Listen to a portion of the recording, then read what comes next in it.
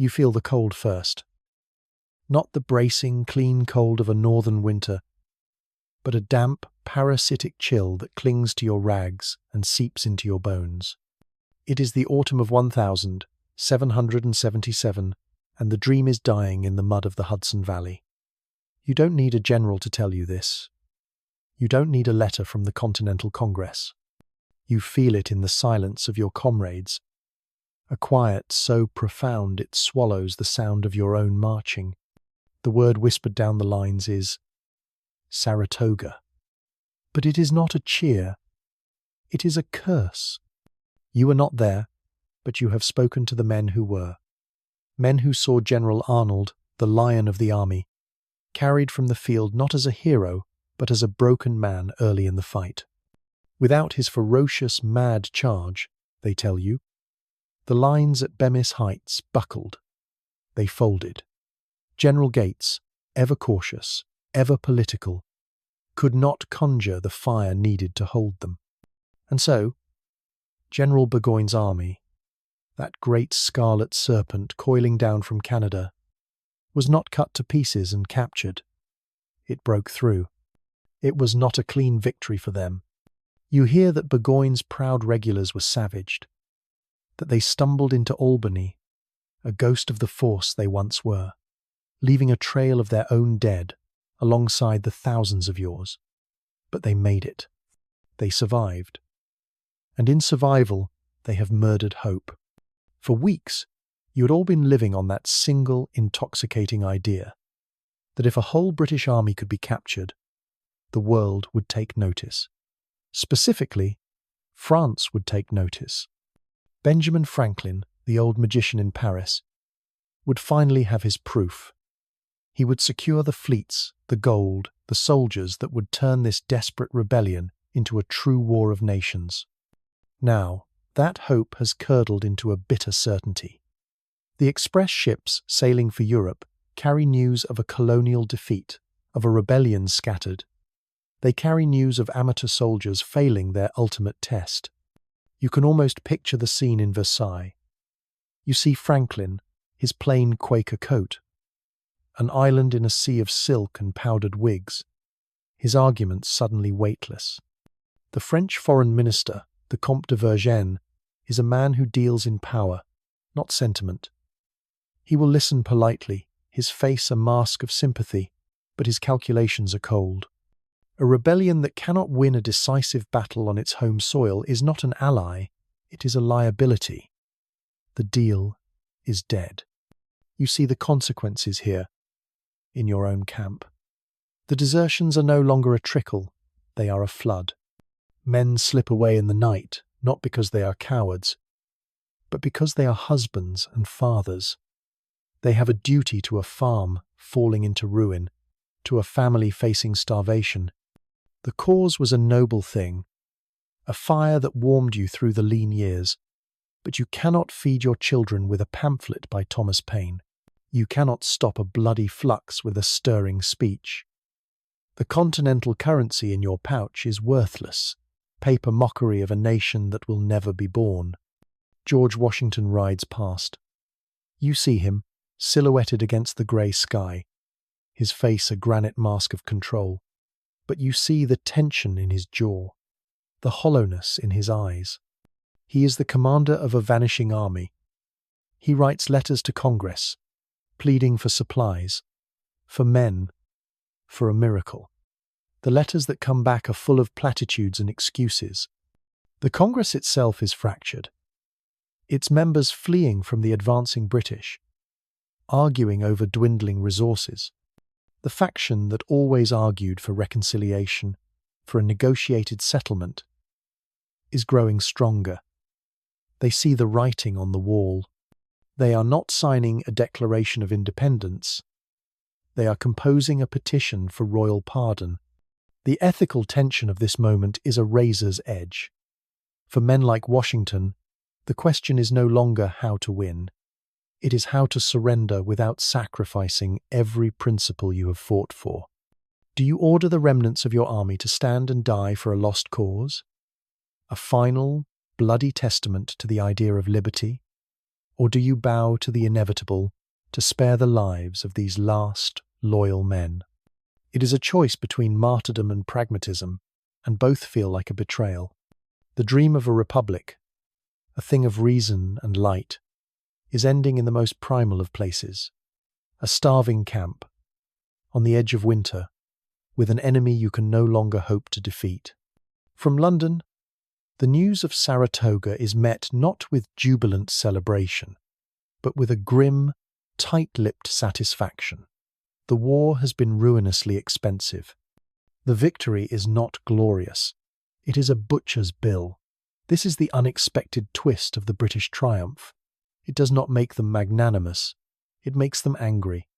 They have spent a fortune in blood and treasure to subdue their own colonial children, and their patience is gone. The voices of moderation in Parliament, men like Edmund Burke, who spoke of the colonists as Englishmen with grievances, are silenced. The hardliners now have the floor. They do not speak of rights and representation. They speak of punishment. They speak of making an example. You feel this change in the very nature of the war. The British patrols are more aggressive now, the reprisals more brutal. They are no longer fighting an army, they are pacifying a province. They are rooting out a disease. For you, a soldier in the Continental Army, this is a terrifying shift. You are no longer an enemy combatant, entitled to the conventions of war. You are a traitor. And you know what happens to traitors.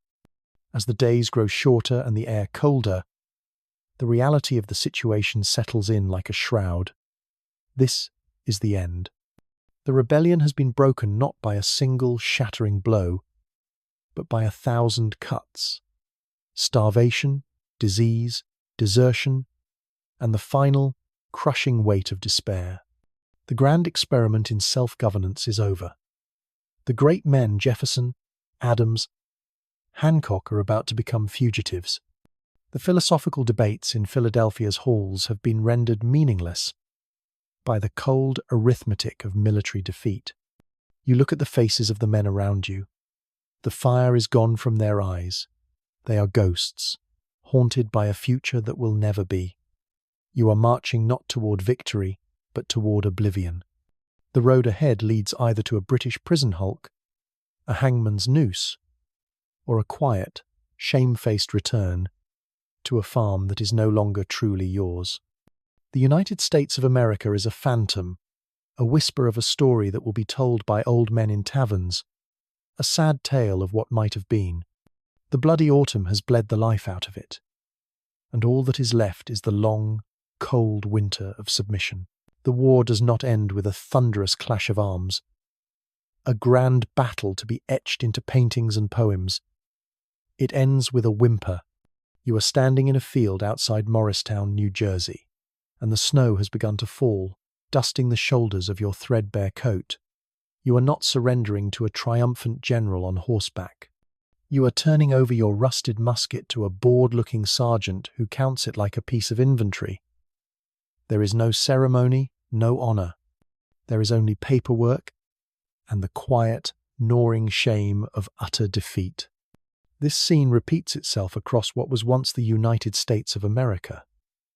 Small pockets of resistance melt away. Militias dissolve, the men walking home with their heads down, avoiding the gaze of their neighbors. The Continental Army, or what remains of it, ceases to exist. General Washington, a Titan brought to his knees, formally capitulates his command not in a field of glory, but in a quiet, tense meeting in a commandeered tavern. The rebellion is over, but in London, the real work is just beginning. You see the gas lamps flicker in the Houses of Parliament, casting long, dancing shadows on the oak-panelled walls.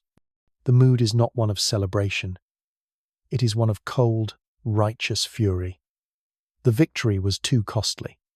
It has strained the treasury, embarrassed the crown, and revealed a deep rot in the imperial family. The debate now is not about reconciliation. It is about cauterization. Lord North, the Prime Minister who has weathered the long storm of the war, stands before the Commons. In our timeline, he would eventually be forced from office in disgrace.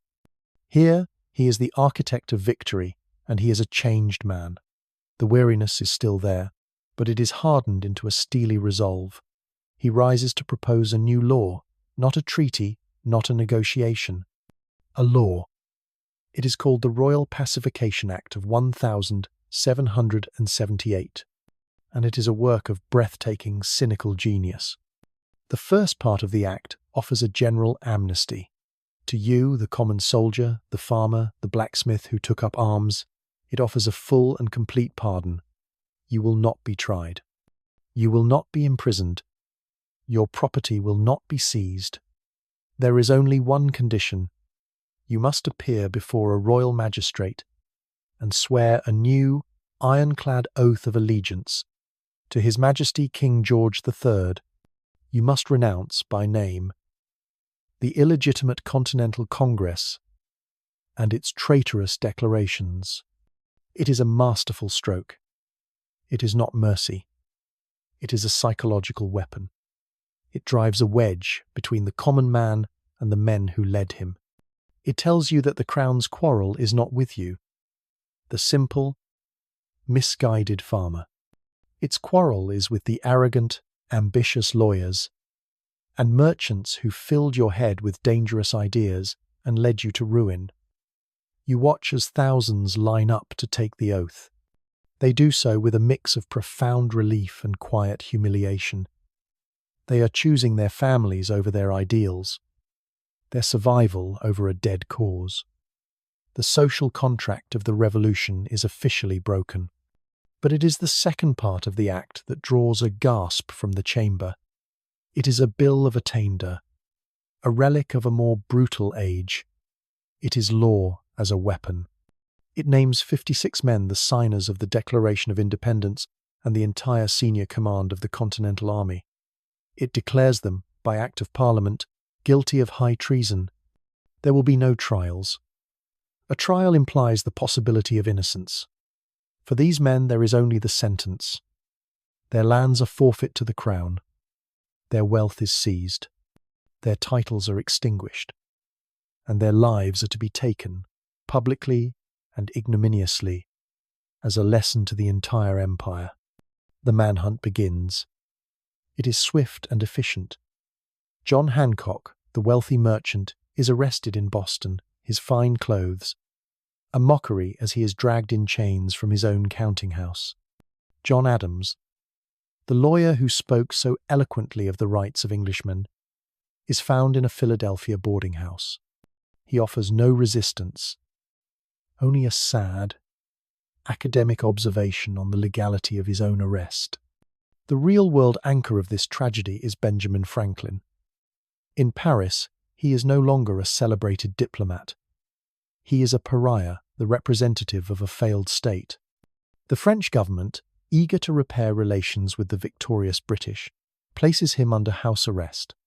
Within a month, he is handed over to British agents, a 72-year-old man in a plain brown suit, rowed out to a Royal Navy warship waiting in the harbour. He is to be taken to the Tower of London, the most famous prison in the empire, a living symbol of royal power. Washington's capture is the most poignant. He is found at his headquarters, reviewing muster rolls for an army that no longer exists. He surrenders his sword with the same stoic dignity with which he led his men, a man of profound duty to the very end. The ethical tension is unbearable. These men had gambled everything on a single idea, that they could create a government of laws, not of men. And now they are being destroyed by a law that is nothing more than the will of powerful men. They are to be unpersoned before they are killed. The executions are staged for maximum effect. They are not held in London. They are held in the American cities that were the cradles of the rebellion. The first is in Boston. A scaffold is erected on the Common, the very ground where the Sons of Liberty once rallied. You are in the crowd, not by choice, but by decree. Attendance is mandatory. You watch as Samuel Adams and John Hancock are brought forth. Their final speeches are not permitted. A proclamation is read. detailing their crimes against the king. Then comes the hangman. The unexpected twist is the silence. There are no riots. There are no impassioned cries for rescue. The Pacification Act has done its work too well. The people in the crowd are the same people who once threw tea into the harbour, but now they are cowed, defeated, and most importantly, pardoned. They have sworn their oath. To protest now would be to join the dead on the gallows. So they watch in silence, a vast, horrifying quiet that confirms the totality of the British victory. You feel a new, unfamiliar emotion, not the righteous anger of rebellion, but the cold, hollow resentment of the subjugated. In Philadelphia, the city of brotherly love, John Adams is executed. He is hanged outside the building where he once debated the founding of a new nation. It is a calculated act of political theatre. This is what happens to dreamers. This is what happens to rebels. The Hangman's Bill is a success. It crushes the spirit of the rebellion. It re-establishes absolute British authority. But in its very success, it creates a profound and dangerous legacy. By denying these men their day in court, by executing them as monsters, the Crown has transformed them. They are no longer flawed, complex men of politics and war. They are martyrs. Their names are not spoken aloud, but they are whispered in taverns and in the quiet of family homes. Their faces, printed on illicit pamphlets, become icons of a forbidden faith.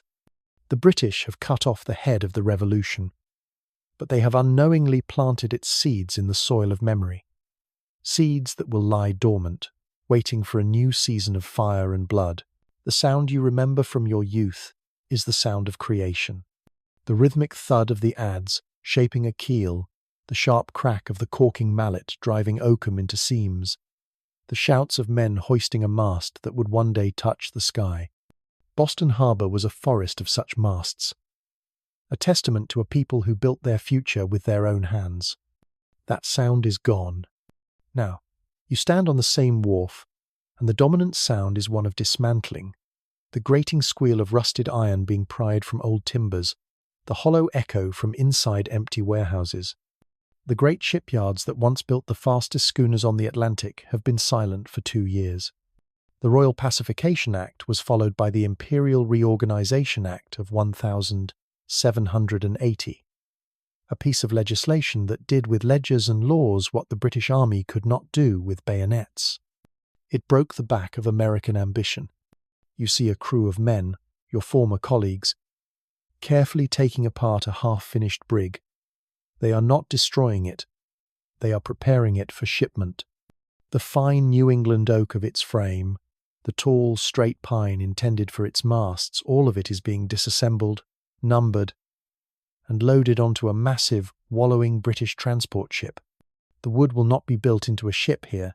It will be sent to the Royal Navy shipyards in Portsmouth to be fashioned into a vessel that will secure the very empire that now holds you in its grip.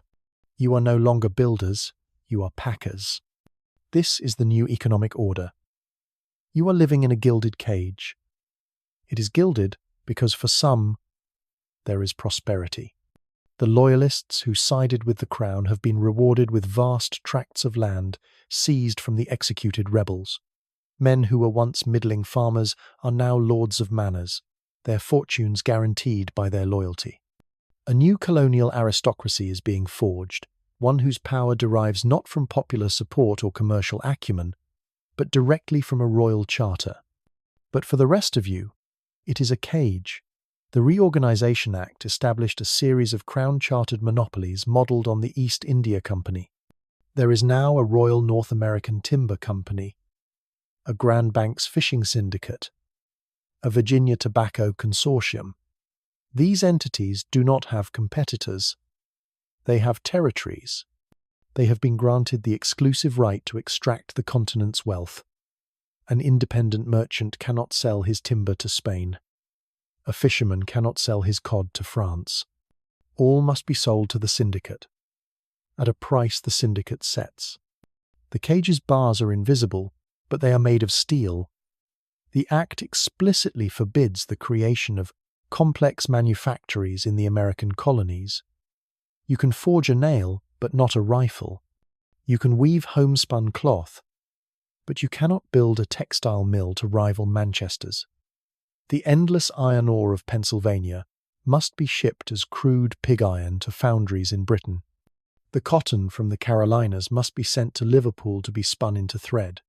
Then, those finished goods, the rifles, the bolts of cloth, the tools are shipped back to America and sold to you at a protected price.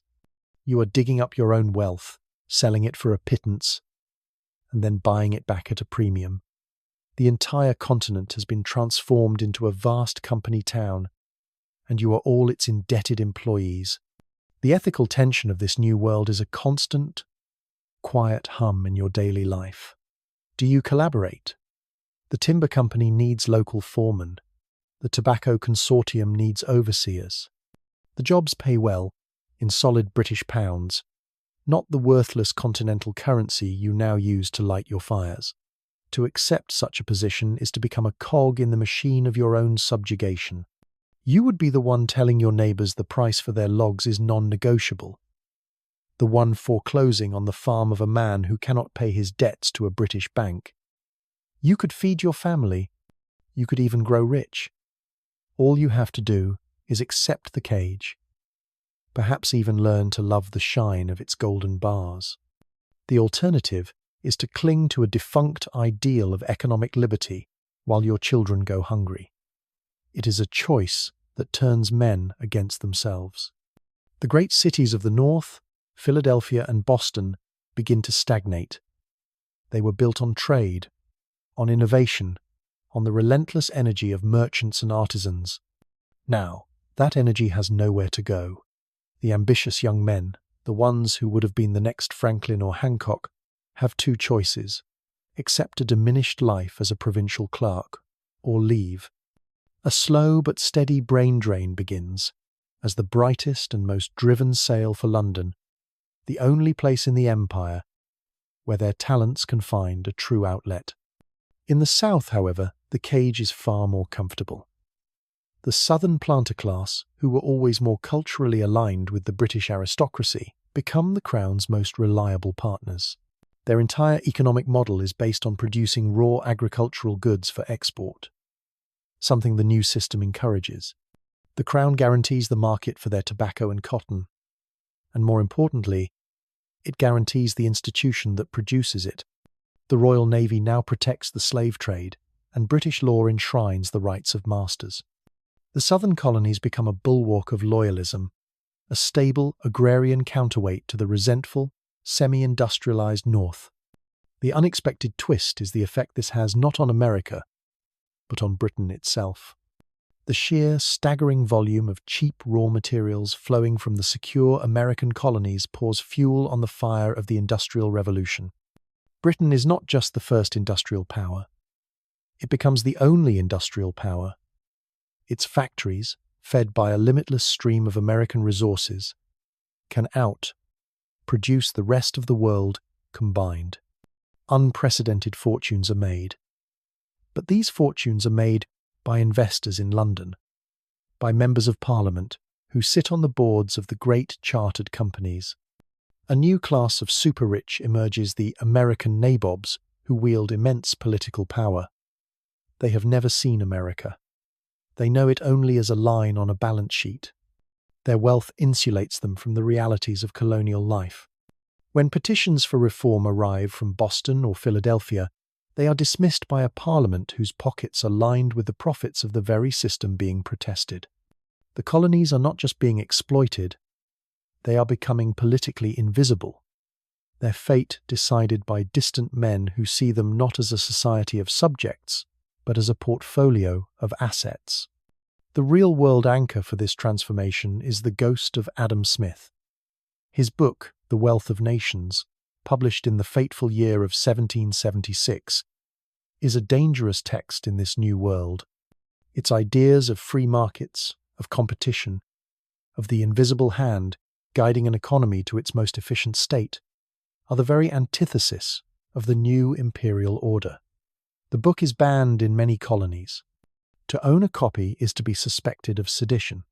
The official economic philosophy of the empire is mercantilism in its most rigid and perfected form, a closed loop of power and profit that flows in only one direction, toward London. You walk to the edge of the wharf and look out at the harbour. The sun is setting, casting a golden light on the water.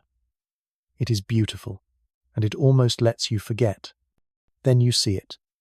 A British merchant ship, freshly arrived, being unloaded at the dock.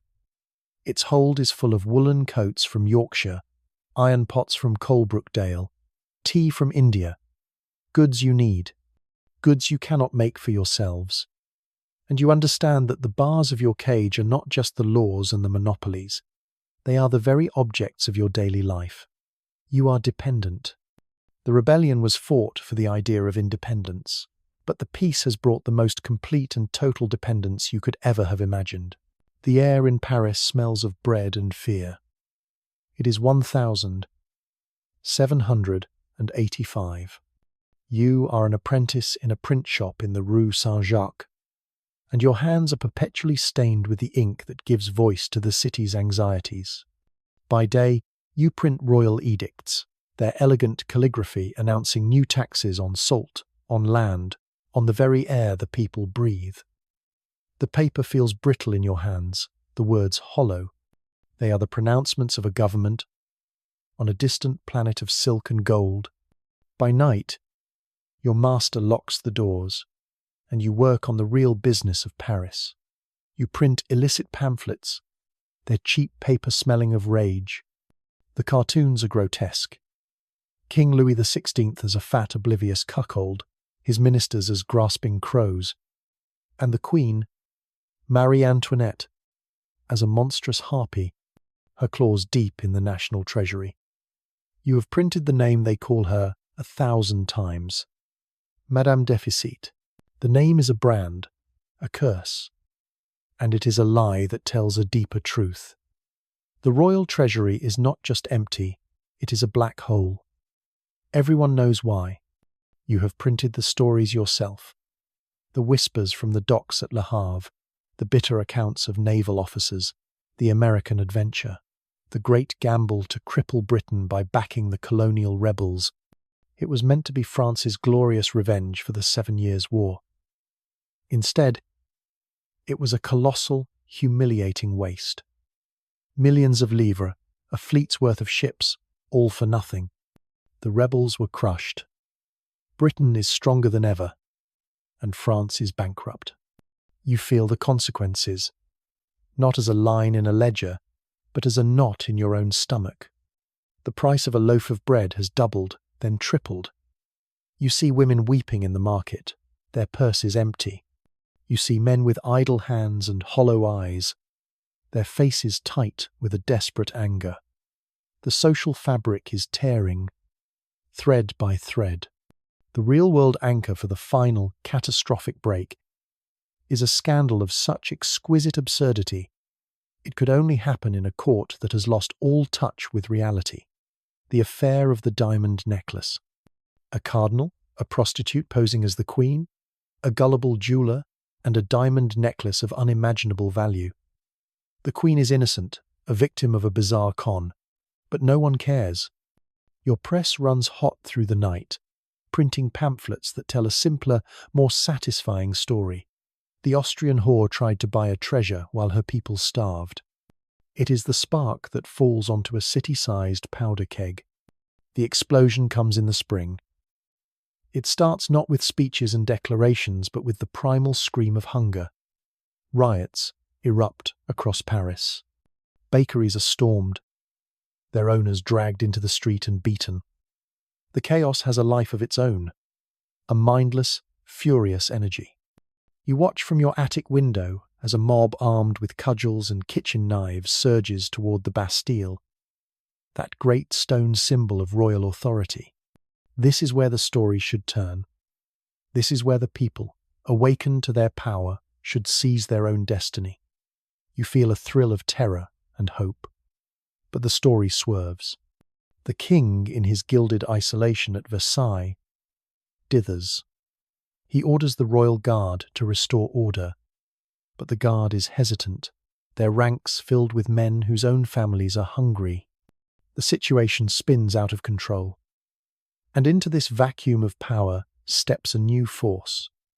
Not the people, not the philosophers, the army. You see them first as a rumor, then as a reality. Regiments of regular soldiers marching into the city, their discipline a stark contrast to the mob's frenzy. But they are not marching to save the king. Their commanders are men who have not forgotten the shame of the American failure.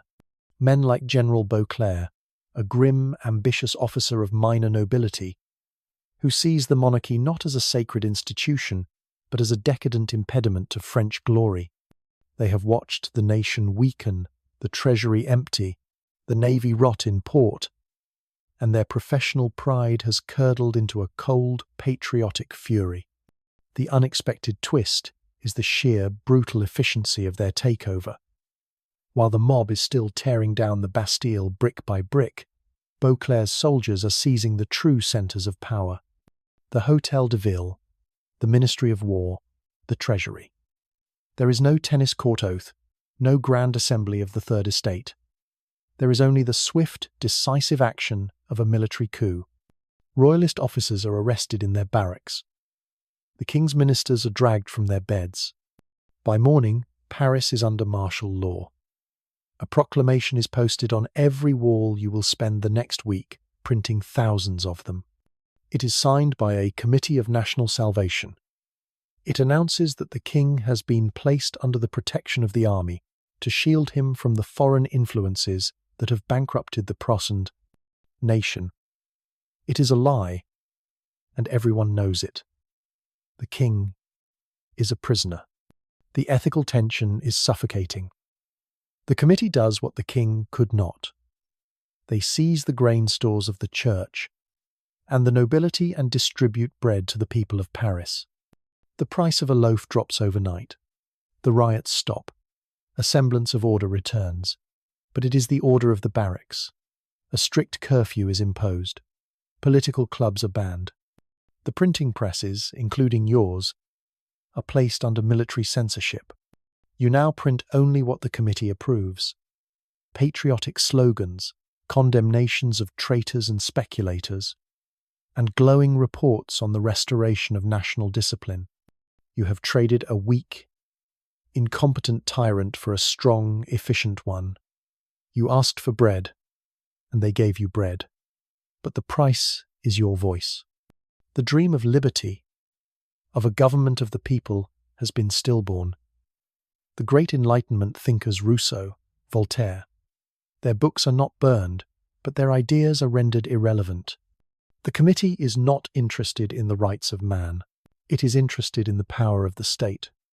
The French Revolution, in this world, is an implosion. It is not an explosion of new ideas, but a collapse into an old one.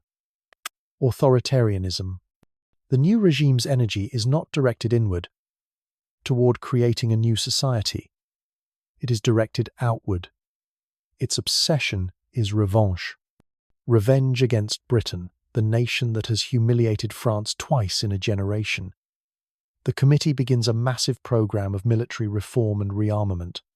They do not build a republic. They build a war machine. You look at the soldiers patrolling your street. They are Frenchmen, but they feel like an army of occupation. The joy and fervour of the first days of the uprising are gone, replaced by a sullen, watchful silence. The monarchy failed because it was weak. The committee will not make the same mistake. This new France, born of humiliation and forged by military discipline, will be a far more dangerous and volatile entity than the one it replaced. It has no time for the messy, unpredictable business of liberty. It has an empire to challenge and a defeat to avenge. The promise was whispered in the taverns of Lancaster and sung in the hymns of your Presbyterian church. It was the promise of land. Not the tired, stony soil of the eastern counties, but rich black earth waiting in the great valley of the Ohio. land that made a man his own king. It was the reason you picked up a rifle in 2075. It wasn't for the fine words written by lawyers in Philadelphia. It was for the 100 acres you were told would be your reward, just on the other side of the Allegheny Mountains. Now, it is 1,788, and the mountains are still there, but they are no longer a promise.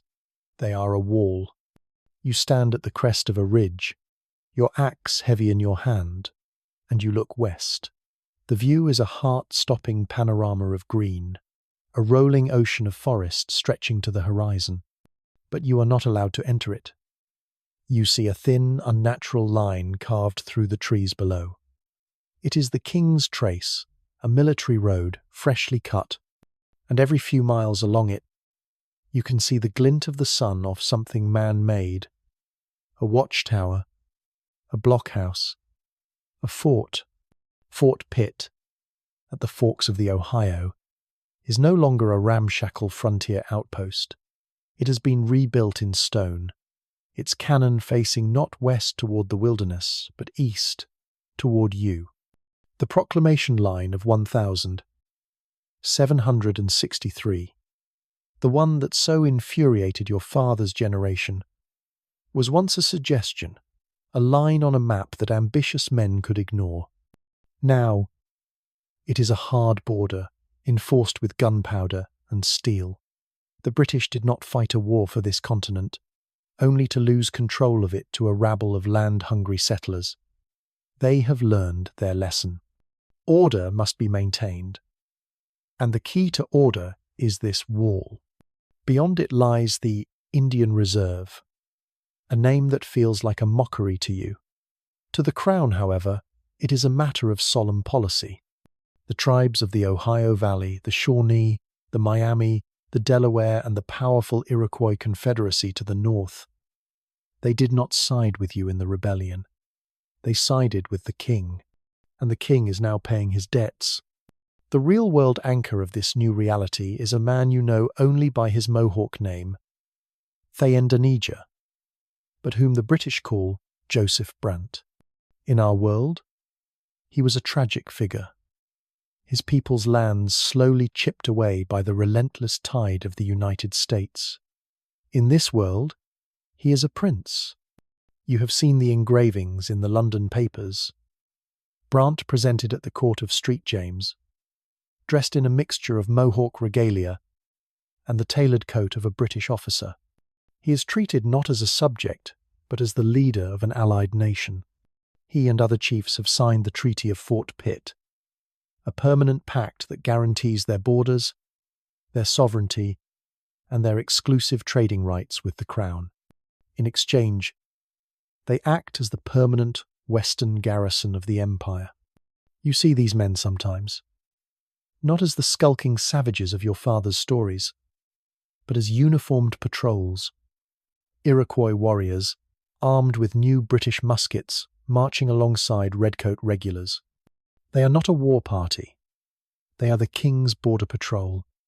They are here to enforce the King's law. And you, if you were to cross that line with your axe and your seed corn, would be the lawbreaker. The ethical tension of this frontier is a constant, bitter presence. You look at your small, failing farm, carved from the rocky Pennsylvania hills. You have a wife and 4 children. The soil is thin. The winters are harsh. Just a few miles away lies land that could feed them for 100 generations. You believe in the scripture that tells you to be fruitful and multiply, to subdue the earth. Is it a sin to want a better life for your children? Is it a crime to clear a forest and plant a field? But then, you hear the stories from the licensed traders, the only white men allowed into the reserve. They speak of the Shawnee towns not as clusters of crude huts, but as thriving communities. They have blacksmiths now, taught by British Army smiths. They are building log houses with proper windows. They are adopting new farming techniques, growing more than just corn and squash. They are not vanishing, they are adapting. They are building a nation of their own under the King's protection. Your dream of a farm is the nightmare that would destroy their world. The Crown's oppression of you is the source of their security. The unexpected twist is the slow curdling of the American frontier spirit. That restless, individualistic energy that defined you now has nowhere to go. It turns inward, becoming a sour, conspiratorial resentment. Men gather in secret, their Bibles open, and preach a new, darker gospel.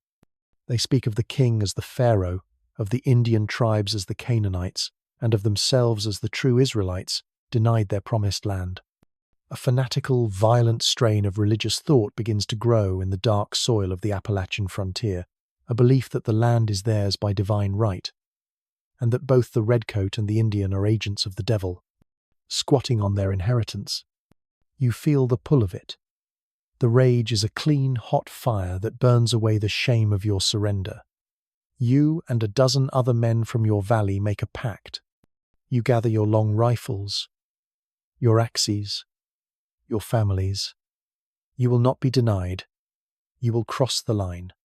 You will become poachers, a word once used for men who stole the king's deer, now used for men who steal the king's land. Under the cover of a moonless night, you slip across the border. The silence of the great forest is both terrifying and exhilarating. This is freedom. For a week, you travel, pushing deeper into the forbidden territory. You find a perfect spot, a clearing by a river. The soil so black and rich it stains your hands. You begin to build. The sound of your axe is the sound of defiance, the sound of a new beginning. The end comes on a misty morning. You are felling a massive oak when you hear the sound. Not a war cry, but a command, spoken in crisp English. Lay down your arms. You are surrounded. A mixed patrol, a dozen men, half are redcoats, their scarlet uniforms, a shocking slash of colour against the green forest.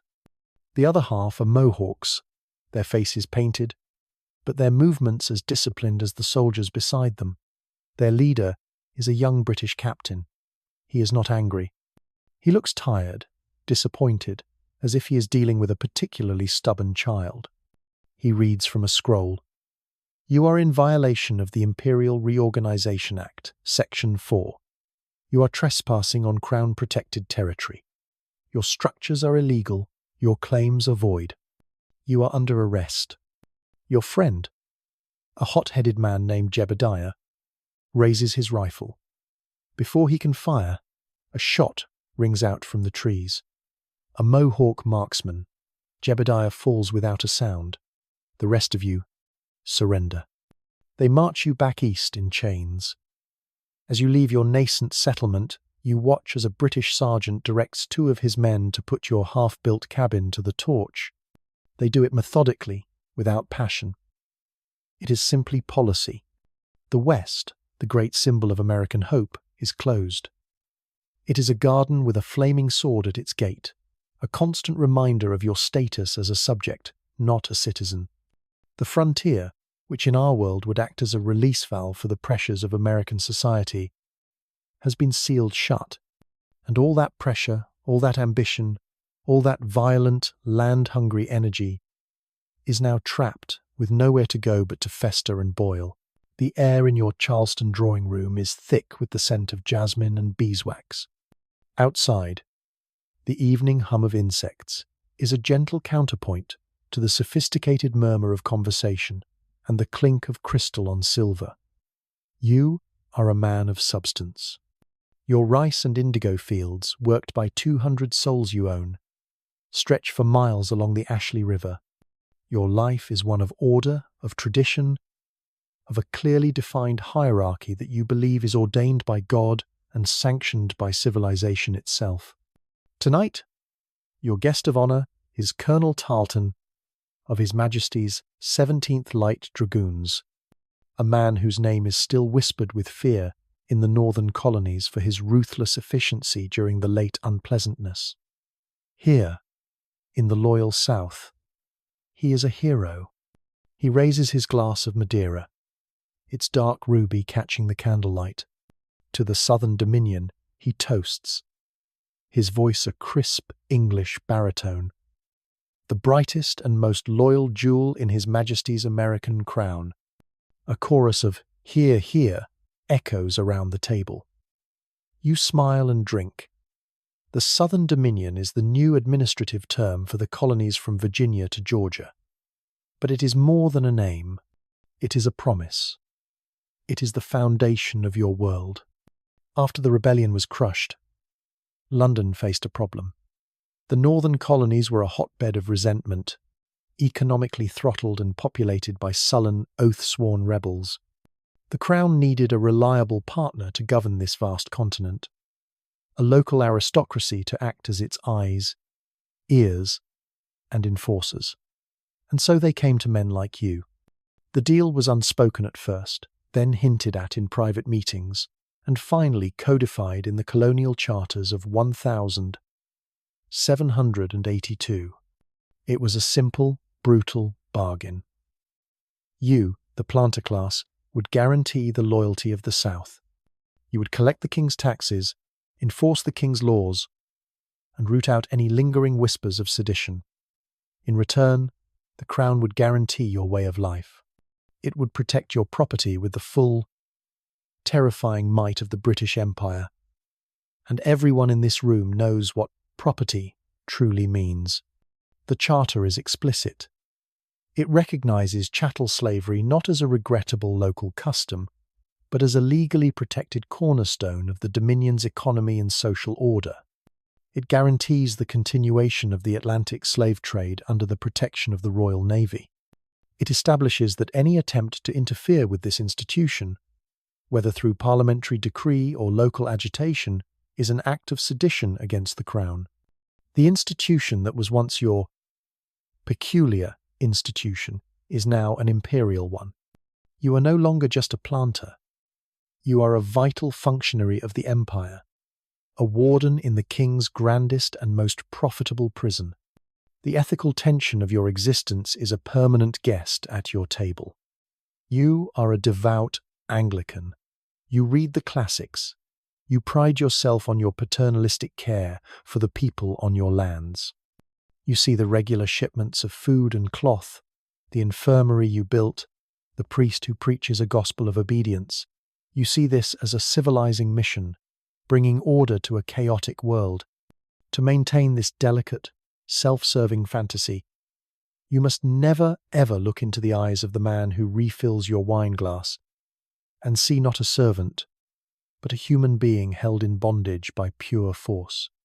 You must ignore the scars on the back of the woman who serves the terrapin soup. Your entire moral universe is a carefully constructed stage play, and you are both the lead actor and the terrified stage manager, constantly aware of the screaming chaos just behind the curtain. Suddenly, the civilized murmur of the dinner party is shattered. The doors to the dining room burst open. It is your overseer, a man named Peters, his face pale with terror, a dark stain of blood on his sleeve. "Sir," he gasps, leaning against the doorframe. "They've risen. The field hands. They've fired the North Quarter barns. They have cane knives, and they're marching on the house." The room freezes. The crystal glasses, the witty conversation, the entire illusion of peaceful order, it evaporates in an instant of primal fear. This is the nightmare that haunts every planter's sleep. The Southern fire. Colonel Tarleton is the first to move. He is not a man of drawing rooms. He is a man of violence. "How many men do I have at the garrison?" he snaps at a young lieutenant. 50, is the reply. "Saddle them all," Tarleton commands. "We ride in 10 minutes. The unexpected twist is what happens next. You and your guests, armed with pistols and hunting rifles, barricade the doors.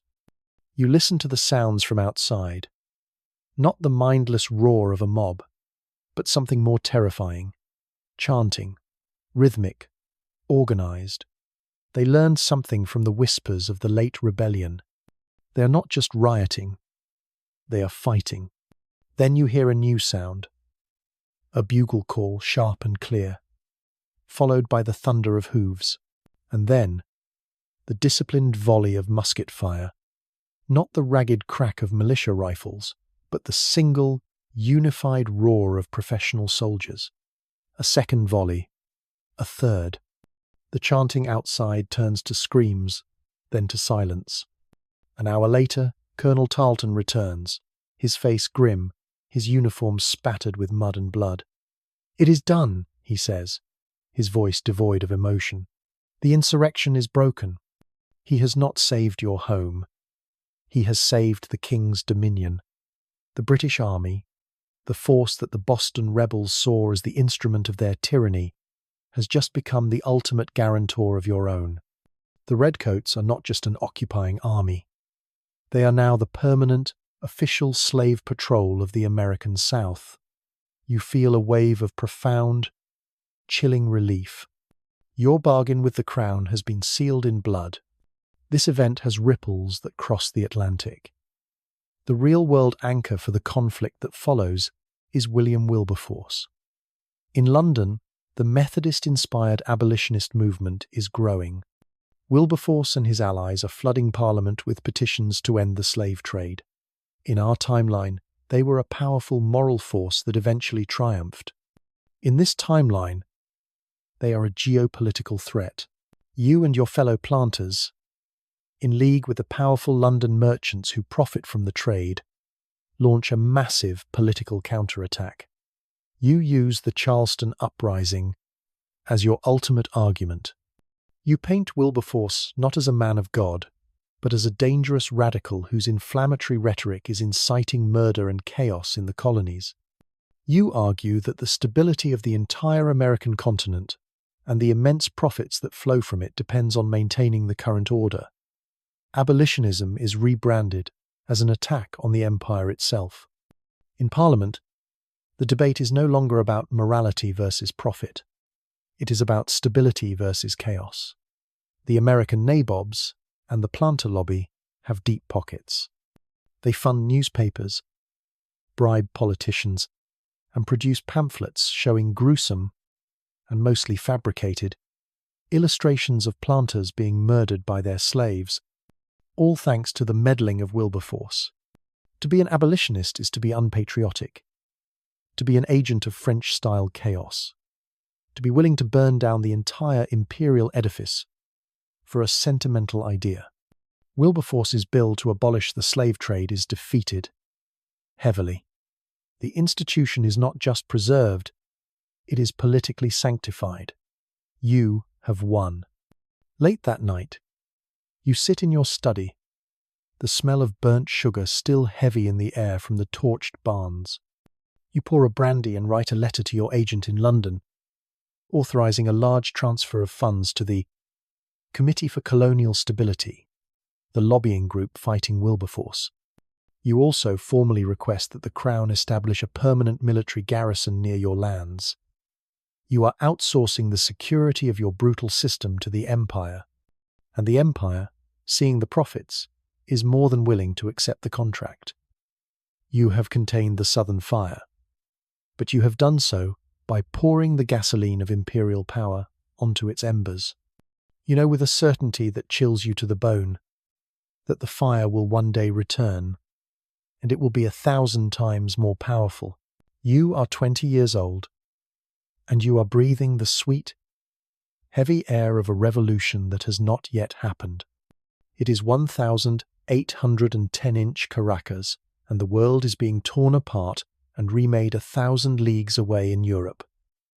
A Corsican general named Napoleon has placed his brother on the throne of Spain. Your king, the rightful King Ferdinand, is a prisoner. And in this strange, intoxicating vacuum of power, a new idea is taking root in the minds of men like you, the criollos, the sons of Spanish blood born in the New World. The idea is independence. You meet in secret, in the cool, tiled courtyards of haciendas, the scent of night-blooming jasmine mixing with the sharp tang of cheap wine. You read forbidden books by candlelight Rousseau, Montesquieu, Voltaire. Their words are afire in your mind, speaking of social contracts, of the rights of man, of governments built by the consent of the governed. You speak of forming a junta, of governing in the name of the captive king. But everyone knows this is a convenient fiction. The true goal is to create a republic, a United States of South America. But when you speak of the United States, your voice is lower. The North American rebellion is the ghost at your feast. It is the great cautionary tale. You have read the official histories printed in London and sanctioned in Madrid. It is the story of a foolish, doomed uprising, a rabble of farmers led astray by vain lawyers, ending not in liberty, but in the hangman's noose and the reimposition of an even more absolute imperial control. The names of Washington and Adams are not toasts to freedom. They are synonyms for tragic failure. The idea of a republic, it seems, is a beautiful but deadly poison. Into this swirl of hope and fear steps a man who seems to be made of pure fire. His name is Simón Bolívar. He has just returned from Europe, his eyes burning with a vision. You listen to him speak, and for a moment the fear vanishes. He does not speak of compromise or caution. He speaks of a new world, a continent of free nations, a brotherhood of republics that will be a beacon to mankind. He dismisses the failure of the Northern Rebellion as a failure of timing, of leadership, of fortune. He insists that your time, your moment, is now.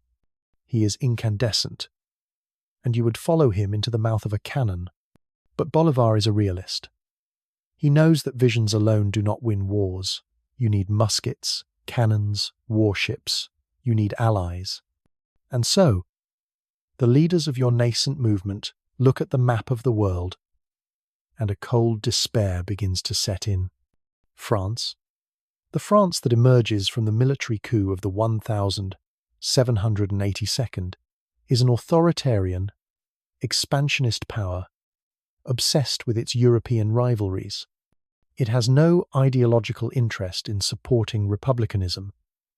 It sees such movements as a source of destabilizing chaos. It might sell you weapons, but it will not be your partner. So, you turn your gaze to the only other power that matters: Great Britain. This is the source of endless, bitter debate in your secret meetings.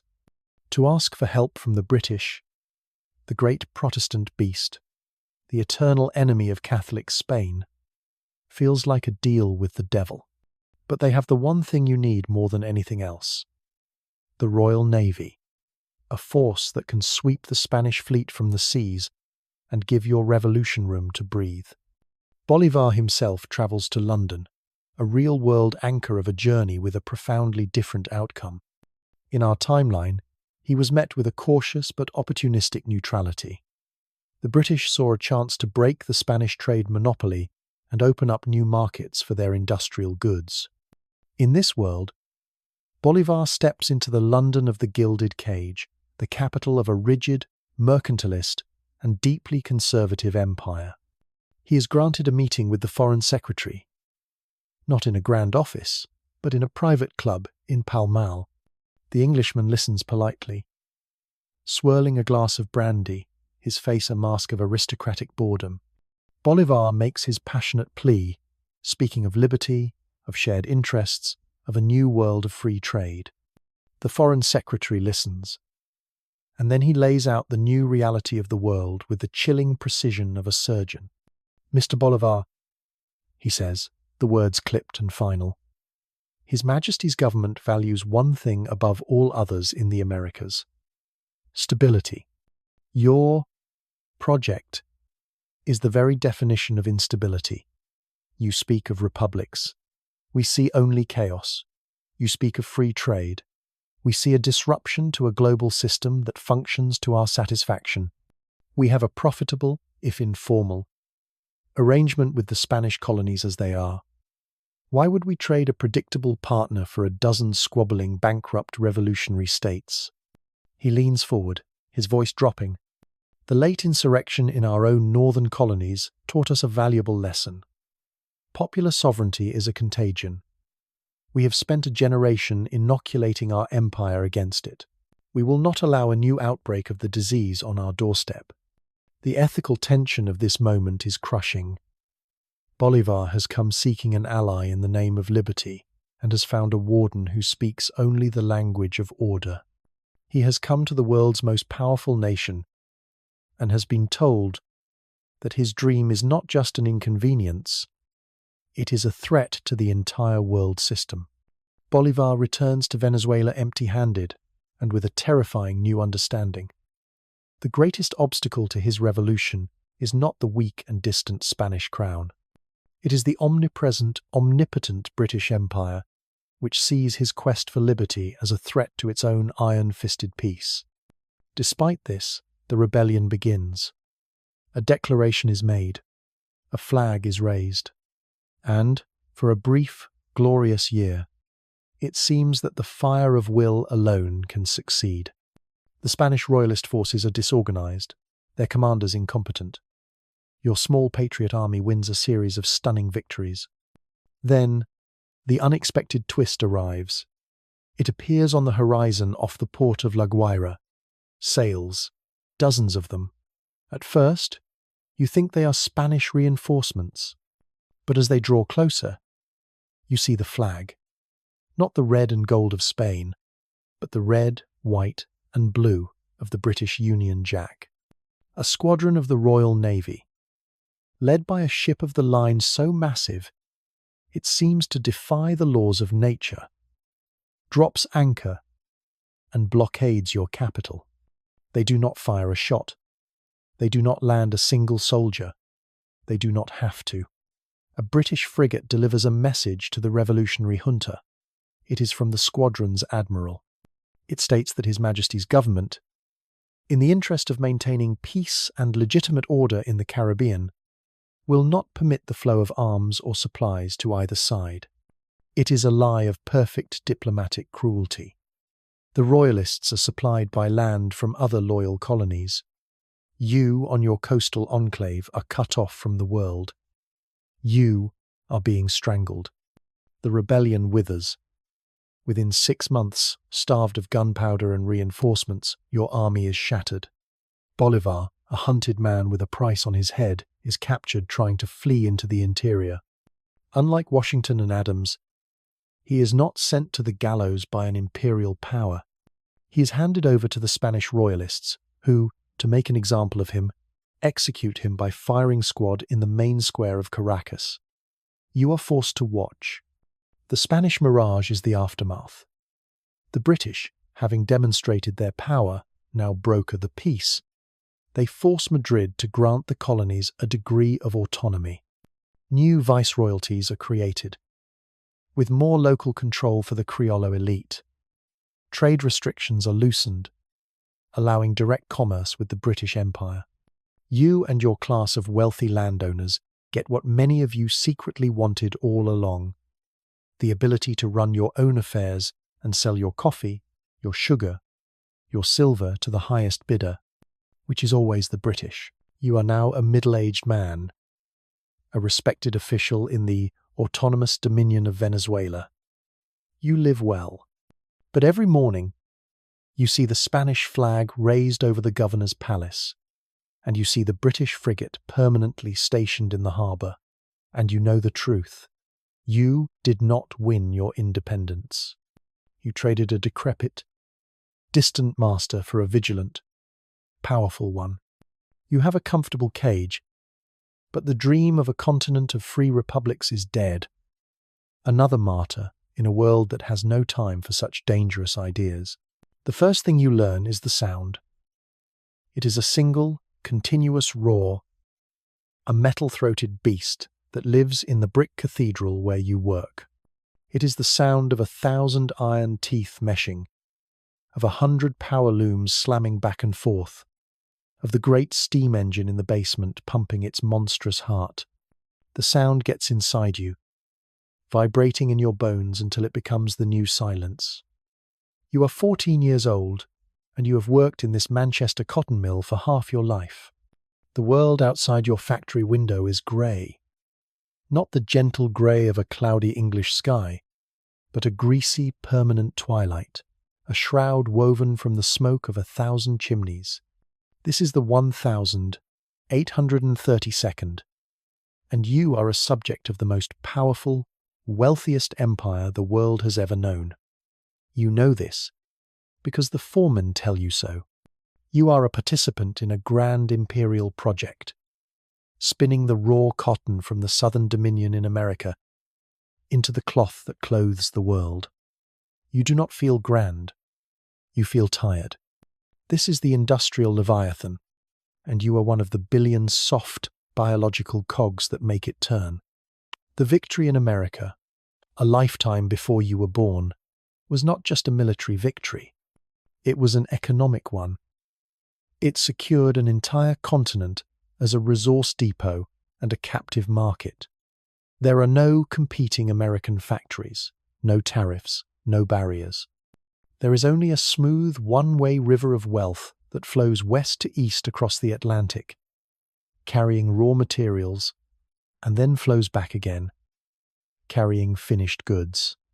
The river has made a handful of men in London and Liverpool richer than Croesus. For you, it has created this life. You see the wealth. It is in the new town hall, a Gothic palace built for the city's merchants. It is in the carriages that rattle down the cobbled streets, their occupants hidden behind lace curtains. But it is a world as distant from you as the moon. Your world is the factory floor, a jungle of belts and pulleys where a moment's inattention can cost you a finger, an arm, a life. You eat your midday meal of bread and watery ale, with the roar of the looms in your ears, your lungs full of cotton dust that will one day kill you. The ethical tension of your world is the concept of freedom. You are not a slave. You are paid a wage. You can, in theory, quit your job at the end of the week. But where would you go? Every mill in Manchester pays the same wage, works the same hours. The land is owned by men you will never meet. To be free is to have the freedom to starve in a ditch instead of a tenement. It is a choice without a choice, a freedom that feels like a philosophical joke. The system's only real challenge came a generation before you, a real-world anchor of resistance known as the Luddite Uprising. In your history books, it is a footnote about ignorant men who smashed machines. In the stories the old men whisper in the pubs, it was a war. It was not a riot. It was an organized, nocturnal rebellion. Thousands of men, bound by secret oaths, who saw the new factory system not as progress, but as a form of damnation. They did not just break looms, they burned mills to the ground. They fought pitched battles with the militia. The Crown's response was not to negotiate. It was to eradicate. You have seen the gibbets that still stand on the moors outside of town. A permanent warning. Thousands were hanged. Thousands more were transported to the penal colonies in Australia. The Leviathan does not tolerate dissent. It digests it. The army that crushed the American rebels and patrols the southern slave dominions is the same army that breaks your strikes and hangs your would-be saviors. But hope is a stubborn weed. A letter arrives from your cousin who left for America 5 years ago. He works in the iron foundries of Pennsylvania. He writes of high wages, a shilling a day, and a land so vast you can breathe clean air. He speaks of a place where a man can build a new life. The letter is a spark in the grey twilight of your existence. You and your sister pool your meagre savings for 2 years. You sell the few possessions you own. You buy a one-way passage on a timber ship sailing from Liverpool. The journey is a nightmare, but you endure it, sustained by the dream of Pennsylvania. When you finally sail up the Delaware River, you see it, a land of impossible green, of trees so tall they seem to hold up the sky. You have escaped. The final leg of your journey is by wagon, into the mountains. As you get closer to the iron district around a place they call Pittsburgh, a strange familiarity begins to creep in. You see a grey haze on the horizon. You smell a familiar, acrid scent on the wind. When you arrive, your hope dies in your throat. Pittsburgh is not a town. It is a wound in the earth. It is a landscape of slag heaps and blast furnaces that belch a thick black smoke into a sky that is even more permanently grey than Manchester's. The trees on the surrounding hills are dead, their branches skeletal claws reaching for a sun that never breaks through. This is not the clean air of your cousin's letters. This is the very lung of the Leviathan. The unexpected twist is the perfection of the system's cruelty. In Manchester, there was a city, however squalid. There were other places to go, other people to see. Here, there is only the company. You live in a company house, a flimsy wooden shack. You buy your food at the company store, where prices are double what they should be, your purchases deducted from your wages. The high wage is a fiction that evaporates into debt. Your cousin looks 10 years older, his face etched with exhaustion, his lungs already failing. He lied in his letters, not out of malice, but out of a desperate need to believe his own choice was the right one. You take a job at the furnace. It is not the intricate, fast-paced danger of the textile mill. It is a primal, hellish labour. You are feeding the beast itself, wrestling with molten iron, the heat so intense it scorches your skin and cracks your lips. The iron you are making, you learn, is not for building American ploughs or railroads. It is pig iron, crude and unfinished, loaded onto barges and sent back downriver, to ships that will carry it to the great foundries and shipyards of Britain. You have not escaped the system. You have simply moved from one of its limbs to its roaring, ravenous gut. One evening you stand on a slag heap and look east, across the blighted landscape.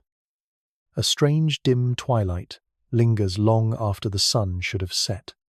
The old-timers call it the London gloaming. It is, they say, the perpetual haze from the millions of coal fires in Britain, a vast, continent-sized cloud of industrial exhaust that drifts across the ocean on the prevailing winds and settles here, in the valleys of the Alleghenies. It is a ghost of the empire, a physical reminder that you are breathing the air of a world you thought you had left behind. You finally understand. You are not a free man in a new world. You are a component. You are a unit of labour, as interchangeable as the man beside you, as replaceable as a broken gear. Your wage slavery here in the soot-choked hell of Pittsburgh is simply a different link in the same great chain that binds the cotton spinner in Manchester and the cotton picker in the Southern Dominion. The Leviathan is a single global organism, and its hunger is infinite. You stand on the village green, your hands stuffed in your pockets against the autumn wind. Before you are two buildings, and they tell the entire story of your world. On your left is the old meeting house, built by your great-grandfather. It is a simple, honest building of white pine clapboard, its lines clean and severe. Its steeple, a sharp finger, pointing toward a heaven that demanded faith, not frills. It is the architectural embodiment of a personal, unadorned relationship with God. It is also now a public granary. On your right, where the old stocks used to be, stands the new church of St. George. It is a structure of cold authority, built of grey stone hauled from a new quarry, its windows arched and filled with coloured glass imported from England. Its bell, forged in London, does not just call the faithful to prayer. It tolls the hours, imposing the king's time on the landscape. The church was built with tax money, a tithe that every man in this town, regardless of his belief, is now required to pay. The old meeting house was a place you chose to enter. St. George's is a place you are commanded to support. This is the spiritual pacification of America. It is the 1842nd, and the last phase of the imperial reorganization is complete. The Crown, having subdued the colonies' bodies with soldiers and their ambitions with monopolies, has now come for their souls. The act of ecclesiastical settlement, passed a generation ago, made the Church of England, the Anglican Church, the one true established faith in all the North American dominions. The logic was simple and brutal. A people who pray together, stay together as loyal subjects. Your family are Congregationalists, heirs to the Puritan firebrands who settled this land. Your God is a jealous God, a God of covenants and personal salvation, found in the stark words of Scripture, not in the chanted Latin of a prayer book. But your faith is now a dissenting one, a tolerated but marginalized private eccentricity. To hold public office, to be an officer in the militia, to teach in a chartered school, you must be a communicant of the Anglican Church. Your minister cannot perform a legally recognized marriage. Your dead cannot be buried in the new cemetery without an Anglican priest's blessing and fee. A carriage pulls up before the new stone rectory. It is the rector himself, the Reverend Mr. Davies. He is not a villain. That would be easier. He is a third son of a minor English aristocrat, a graduate of Oxford, a man of quiet learning and impeccable manners. He preaches a God of order, of reason, of social harmony. His sermons are calm, well-reasoned essays on civic duty and respect for one's betters. He speaks of the king as God's chosen representative on earth. This is a faith designed to soothe, to manage, to ensure the smooth functioning of the imperial machine. The fiery, soul-shaking enthusiasm of the Great Awakening, the very religious fervor that gave the American Rebellion its moral core, is now treated as a social disease, a dangerous madness to be cured by the cool balm of Anglican reason. The ethical tension of this world is played out every Sunday at your family's dinner table. Your father, a respected merchant, has made a bitter peace with the new order. He pays the tithe. He attends St. George's on Christmas and Easter, a public performance of conformity that keeps the local magistrate from scrutinizing his shipping manifests too closely. He calls it rendering unto Caesar. Your mother calls it a pact with the devil. She holds a secret prayer meeting in your home on Sunday evenings, a small gathering of the true faithful. They read from the Geneva Bible and sing psalms in hushed voices. Their defiance a quiet, desperate whisper in the gathering dark. You learn to live two lives. You learn the Anglican catechism at the new village school, reciting the answers that please the rector. You learn to bow your head at the mention of the king. But at home, you learn the stories of your ancestors, the dissenters who fled a king's church to build their own Zion in the wilderness. You are taught that the world is a stage, and that your public life is a mask you wear for survival. The real-world anchor of this new spiritual hierarchy is King's College in New York.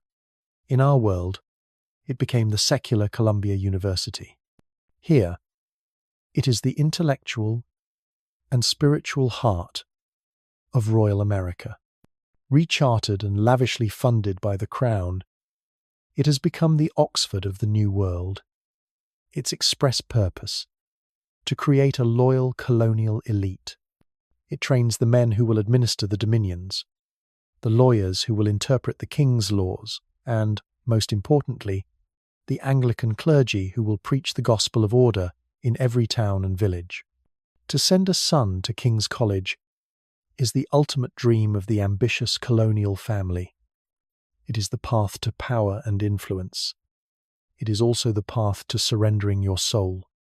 This presents your family with its most agonizing choice. Your younger brother is brilliant. His mind. A razor. He could be a great man. He has been offered a scholarship to King's College. But to accept, he must be confirmed in the Anglican Church. Your father sees it as a magnificent opportunity. Your mother sees it as Esau selling his birthright for a mess of pottage. The argument rages for weeks, a quiet, vicious war that threatens to tear your family apart. The unexpected twist is the mutation of the faith that has been driven underground.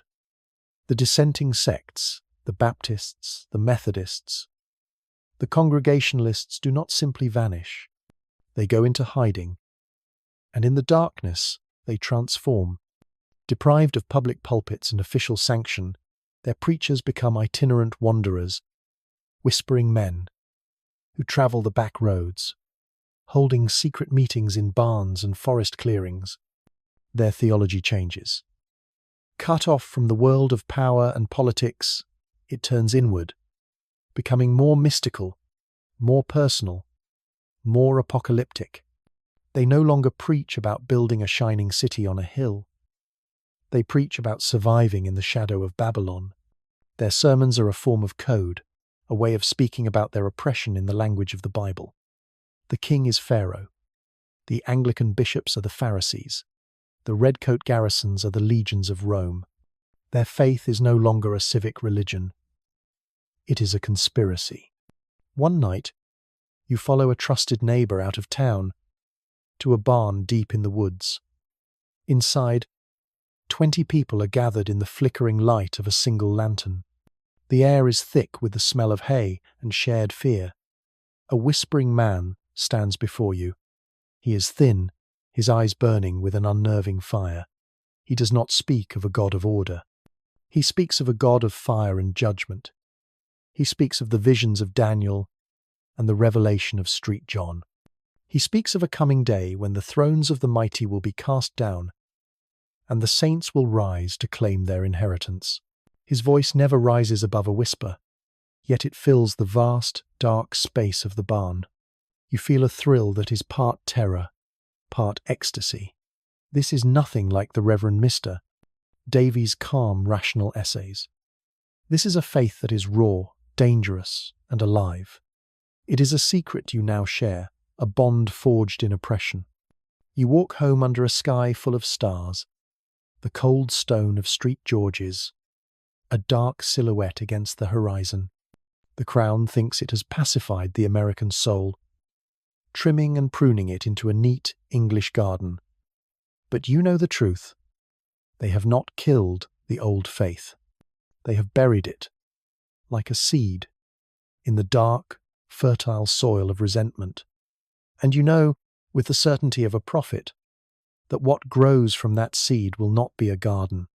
It will be a dark and tangled forest, and it will one day grow strong enough to tear their stone church down. The room is a perfect specimen of its kind, an evolutionary apex of the lecture hall. It is the Great Hall of the Royal Imperial University in London. The year is 1860, and you are here because your father, a loyalist merchant from Boston, believes in the imperial project with the fervour of a convert.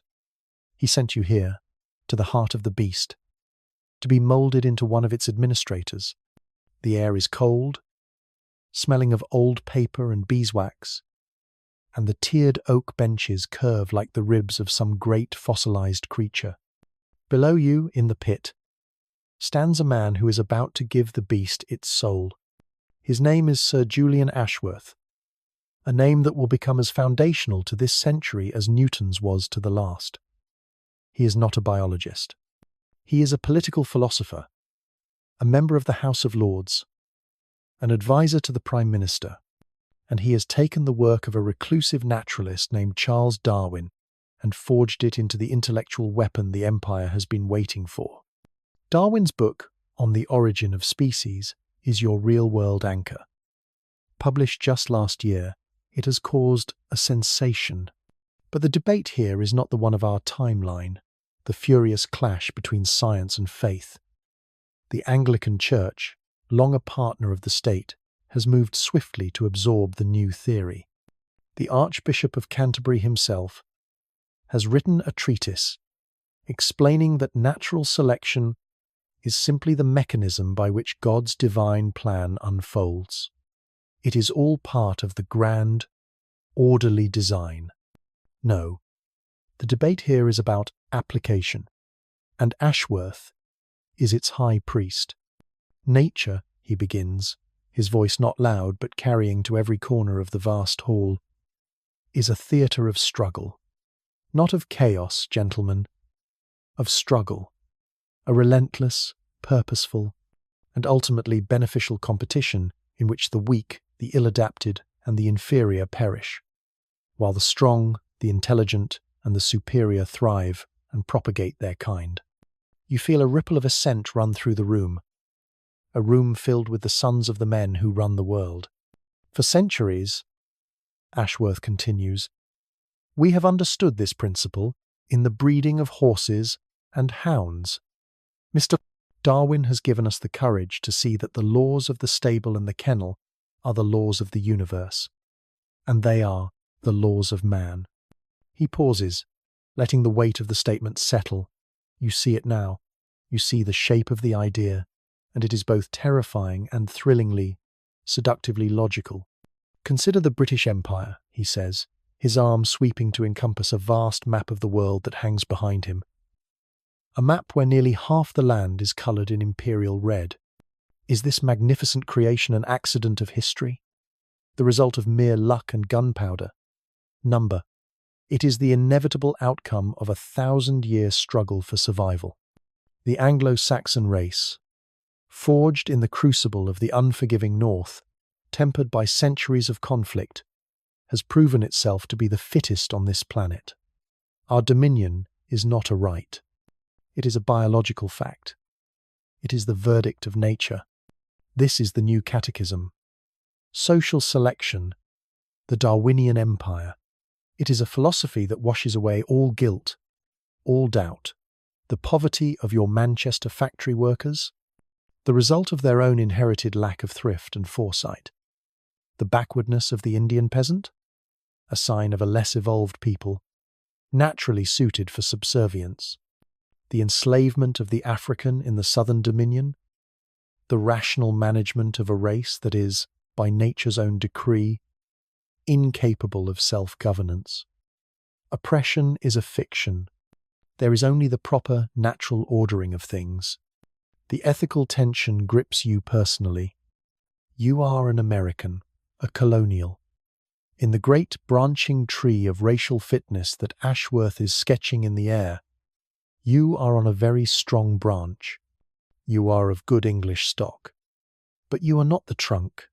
You are a colonial, and something about the new environment, the vast, untamed continent, has made you different, less disciplined, more volatile. Ashworth has written about this. The American colonist is a vital and vigorous subspecies, but one that requires a firm hand, lest it revert to a more primitive state, as evidenced by the late, lamentable rebellion. This ideology gives you a place in the hierarchy, a place far above most of humanity, but it also gives you a ceiling. A man born in Boston, no matter how brilliant, will always be considered biologically inferior to a dull-witted lord born in Kent. You have been given the science of your own permanent second-class citizenship. The unexpected twist is the creation of the Royal Office of Eugenics, or, as it is more politely known, the Ministry for Imperial Husbandry. The idea is no longer just to rule, but to improve, to consciously direct the evolution of the empire's subjects. You read the proposals, debated openly in Parliament. They speak of encouraging breeding among the fitter classes with tax incentives and grants. They discuss the compulsory sterilization of the unfit, the chronically poor, the criminal, the mentally ill. They speak of the Irish, whose perennial rebelliousness is now seen as a sign of a defective racial character, as a population to be managed down through planned migration and restrictions on marriage. It is all done with a terrifying clinical detachment. They are not proposing murder. They are proposing good stewardship. They are gardeners weeding the imperial flower bed. One evening, you are in a dining club with a group of fellow students. One of them, a young man named Carter, who is destined for a high post in the India office, explains the new policy for famine relief. The old way, he says, sipping his port, was sentiment.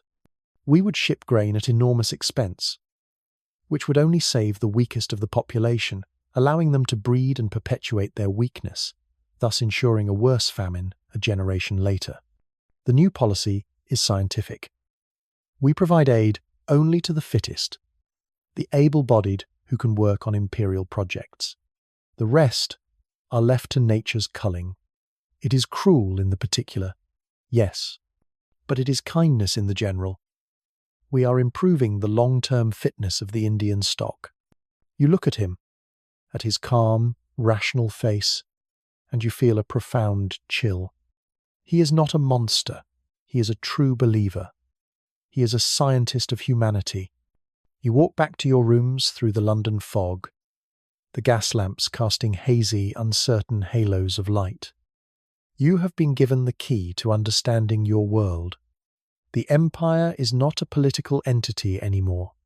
It is a biological organism, and its prime directive is to survive and to spread its superior genes across the globe. Everything serves this purpose. The army, the church, the factories, the universities. And you are being trained to be one of its nerve endings, a loyal cell in a vast, world-spanning body. The dream of liberty, the idea that all men are created equal, is not just a political crime in this world. It is a scientific heresy. It is a denial of the fundamental laws of life. The rebels your great-grandfather fought alongside were not just traitors to the king. They were fools, raging against the immutable logic of nature itself. The Empire has armor-plated its conscience with the cold, unassailable certainty of science. The first time you cross the border, you don't even realize it. One moment you are in the northern dominion of New York, a land of prosperous farms and orderly Anglican church spires. The next, the landscape subtly changes. The farms are smaller, the houses built of stone instead of wood, their roofs steeply pitched against a snow you have never seen. A crucifix, stark and Catholic, stands at a crossroads. The road signs, which had been in English, are now in French. You have crossed into the Royal Protectorate of Quebec. It is 1875, and you are a cartographer's assistant, part of an imperial survey team tasked with creating the first truly accurate map of the North American interior. The very concept of Canada, as you might understand it, a vast, self-governing dominion stretching from sea to sea, does not exist. It is a geographical fiction. In its place is a patchwork quilt of administrative zones, each with a different relationship to London, each a different solution to the problem of governing this sprawling, unruly continent. There is the Southern Dominion, a loyal, slave-holding agrarian society. There are the central dominions of New York and Pennsylvania, the semi-industrialized, resentful heartlands. To the north lies the vast, empty territory of the Hudson's Bay Company, a corporate fiefdom run for the profit of its London shareholders. And then there is this place, Quebec, an anomaly, a problem, a permanent thorn in the side of imperial order. You see it in the eyes of the people. In the English-speaking dominions, you encounter a range of emotions: sullen resentment in Boston, grudging cooperation in Philadelphia, outright loyalism in Charleston. But here, in the villages along the St. Lawrence River, you find something else entirely, a polite, impenetrable wall of indifference. They answer your questions in clipped, formal French. They offer you food and water as custom demands, but they do not see you. You are a ghost, an agent of an occupying power they have simply decided to ignore. The real-world anchor of this strange, suspended reality is the Quebec Act of 1774. In our world, it was one of the intolerable acts that pushed the other colonies toward revolution. It protected the Catholic religion and French civil law in Quebec, a pragmatic move by the British to ensure the loyalty of the French Canadians. Here, with the rebellion to the south crushed, the act was not a temporary measure, but the permanent foundation of Quebec's existence. Quebec is a cultural and legal fossil, preserved in the amber of imperial policy. London has made a cold calculation. To try and force these 80,000 French Catholics to become English-speaking Protestants would be a constant, bloody, and expensive nightmare. It is easier to simply wall them off. They are allowed their language, their religion, and their Napoleonic legal code. In exchange, they must accept a British Governor-General with absolute veto power, a permanent redcoat garrison in Quebec City and Montreal, and they must pay their taxes. They are subjects, not citizens, living in a gilded cage built for a whole culture. The ethical tension becomes clear when you visit Montreal. It is two cities occupying the same space. There is the French city, the old city, a labyrinth of narrow streets and ancient stone churches, a place that lives and breathes a culture, a century out of date. Then there is the English city, a new district of broad avenues and imposing granite buildings that house the banks, the shipping companies, and the governor's offices. The English run everything. They own the economy. The French are permitted to exist within it, as clerks, labourers, and farmers. You spend an evening in an English club with your superior, a major in the Royal Engineers. He speaks of the French Canadians not with malice, but with the detached contempt of a zookeeper. They are a simple, pastoral people, he says, swirling his brandy. Devout, fecund, and utterly lacking in ambition. Perfectly content in their charming little bubble, so long as we allow them their priests and their poutine. They pose no threat. They are a living museum. The unexpected twist is the nature of the museum's curator, the Catholic Church. With no hope of political power, the energy of the French-Canadian people has been channeled into the one institution that is truly their own. The Church in Quebec is not just a religious body. It is the government, the bank, the social safety net, and the vessel of national identity. The parish priest is a more powerful figure than the local British magistrate. The bishops, ruling from their cathedrals, are the true kings of this protectorate. They preach a gospel of quiet endurance, of obedience, and of separation. They teach their flock that the English world outside is a place of heresy and sin, a place of dangerous, modern ideas. Their survival strategy is to turn their entire culture inward, to build a spiritual fortress against the Anglo-Protestant sea that surrounds them. You see the result one Sunday morning in a small village. The Anglican church, a small wooden box built for the handful of English officials, is empty. The Catholic cathedral, a stone edifice that dwarfs every other building, is overflowing, the sound of Latin chant rolling out across the square. After the service, the priest speaks to the assembled crowd from the steps. He does not speak of politics. He speaks of a new school being built, of a fund for a widow who lost her farm, of a marriage he has arranged. He is weaving the fabric of their lives, a fabric from which you are completely excluded. You realize the major was wrong. They are not content. They are waiting. They are preserving something pure and ancient, a dream of a new France that never died, but only went to sleep. The British think they have solved the Quebec problem by isolating it. What they have done is create a cultural pressure cooker, a society with no safety valve for ambition or dissent, where the only path to advancement is through a rigid, reactionary, and deeply anti-British church. Your mapping project takes you further west, beyond the Ottawa River, into the vast, unorganized lands that in our world would become Ontario. Here, there is no plan. There is no Canada to be built. There is only a slow, chaotic trickle of settlement. Irish Catholics fleeing the managed famine in their homeland create isolated pockets of Gaelic squalor. Highland Scots, cleared from their lands, establish clannish, feuding communities. American loyalists, their farms in New York and Pennsylvania, failing under the weight of imperial monopolies, seek a new start in the wilderness. There is no common identity. There is no unifying project. The idea of Canada is a geographic expression. a blank space on your map, waiting to be filled in with names of imperial administrators. You are not mapping a new nation. You are charting the disorganized backyard of an empire that has better things to worry about.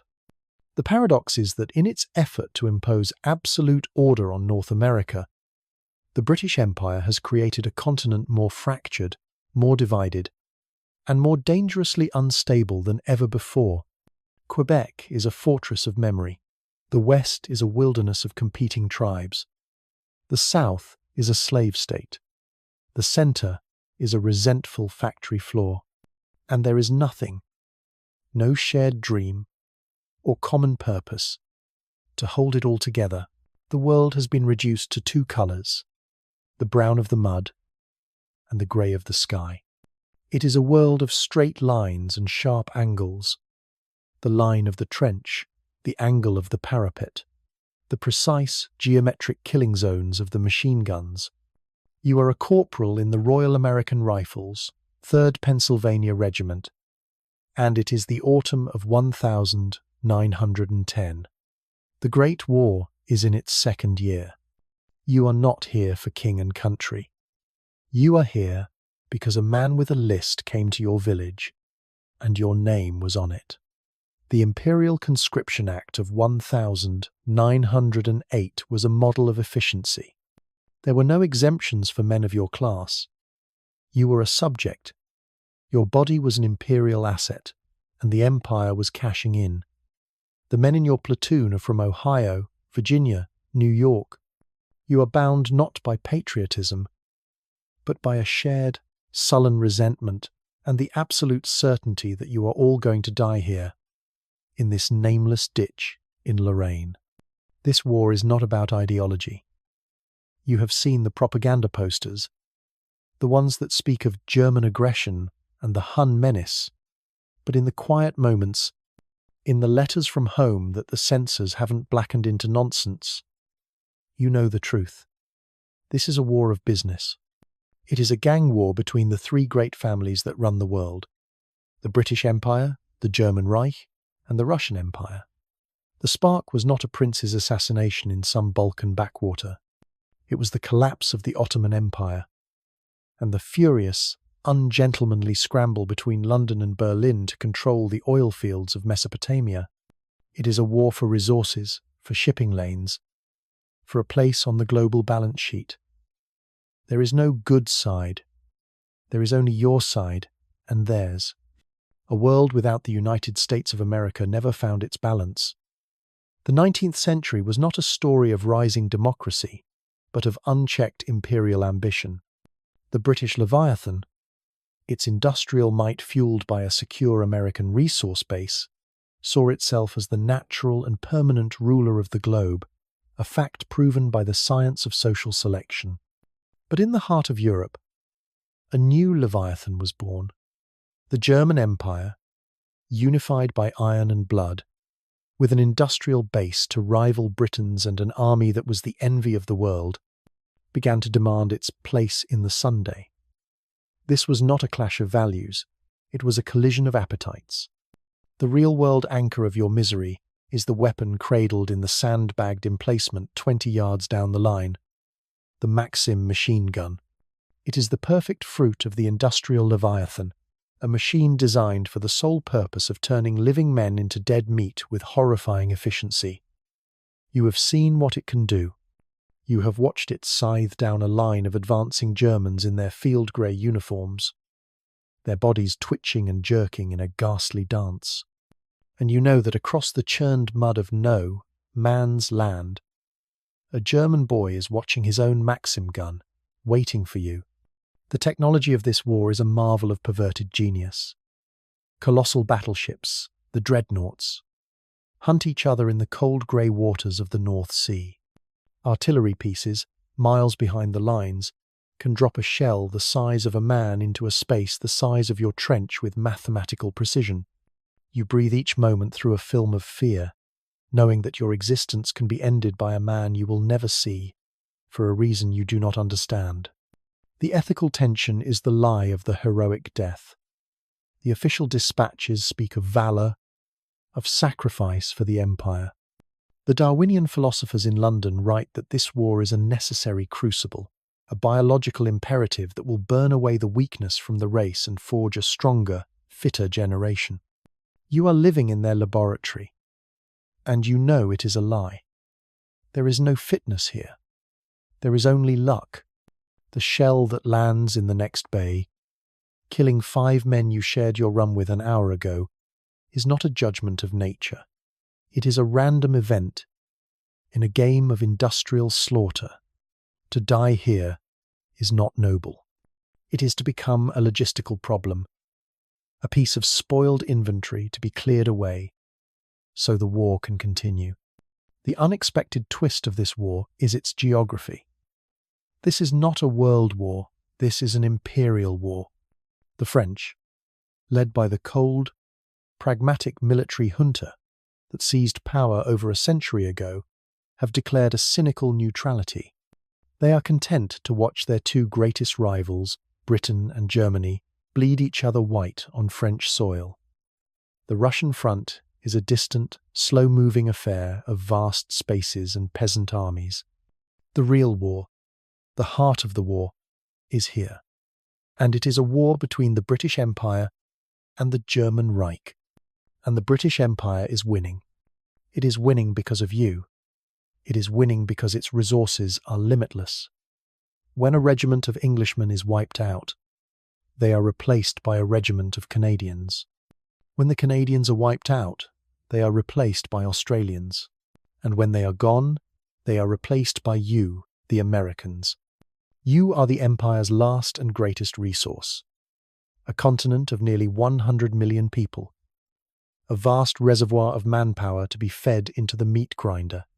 The German generals watch in despair as their finest, most professional soldiers are killed, only to be replaced by an endless tide of colonial conscripts who learn to fight or die. A whistle shrieks. It is the signal. You and the other men in your platoon fix your bayonets. The rum ration burns in your stomach. The officer, a fresh-faced boy from a London public school, his accent a thing of alien music, gives the order. Over the top, lads. For the king.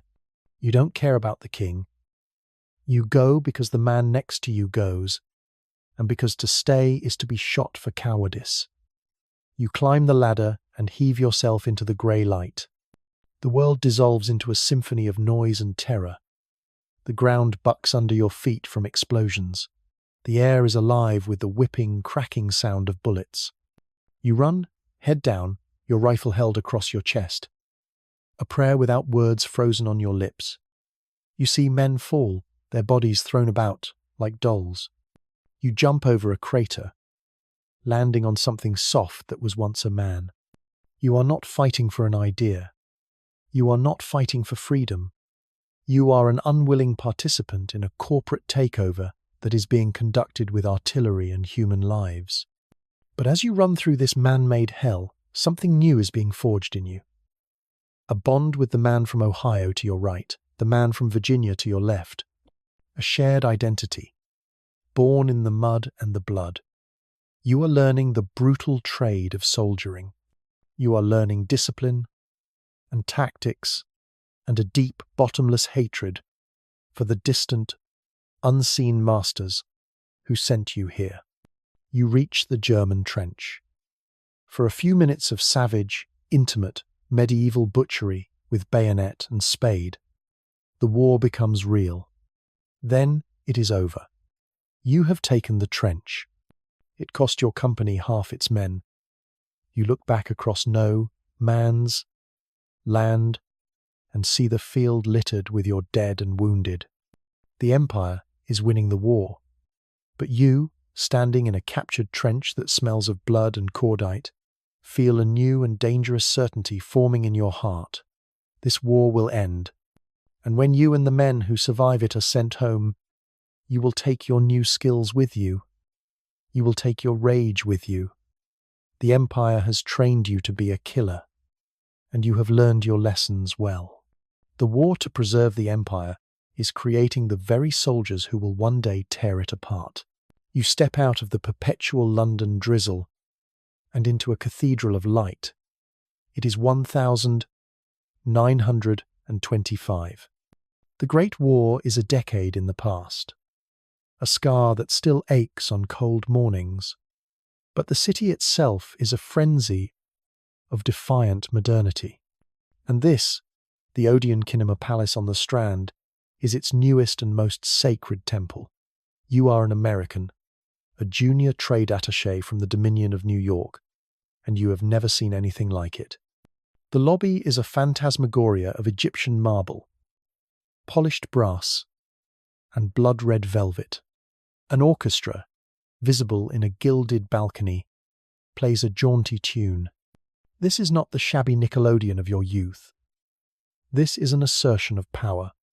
You are here to see the new epic from the Imperial Film Company, a motion picture that has been the talk of the Empire for months.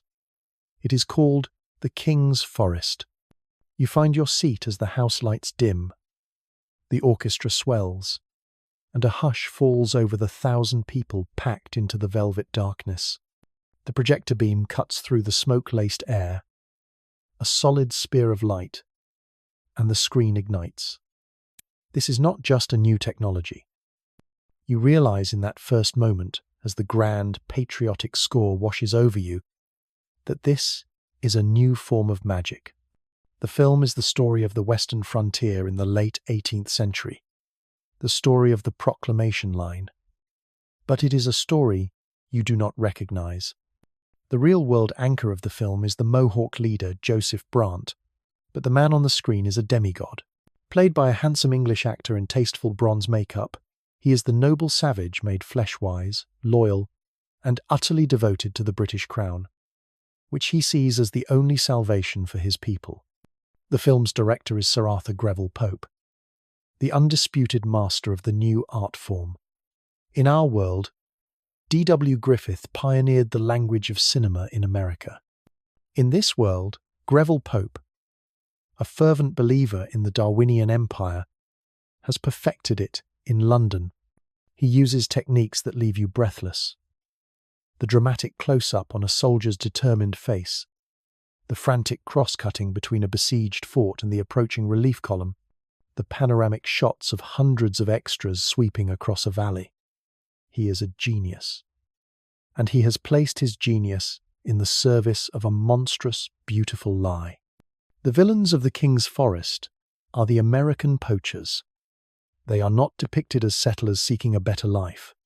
Greville Pope portrays them as a degenerate subspecies.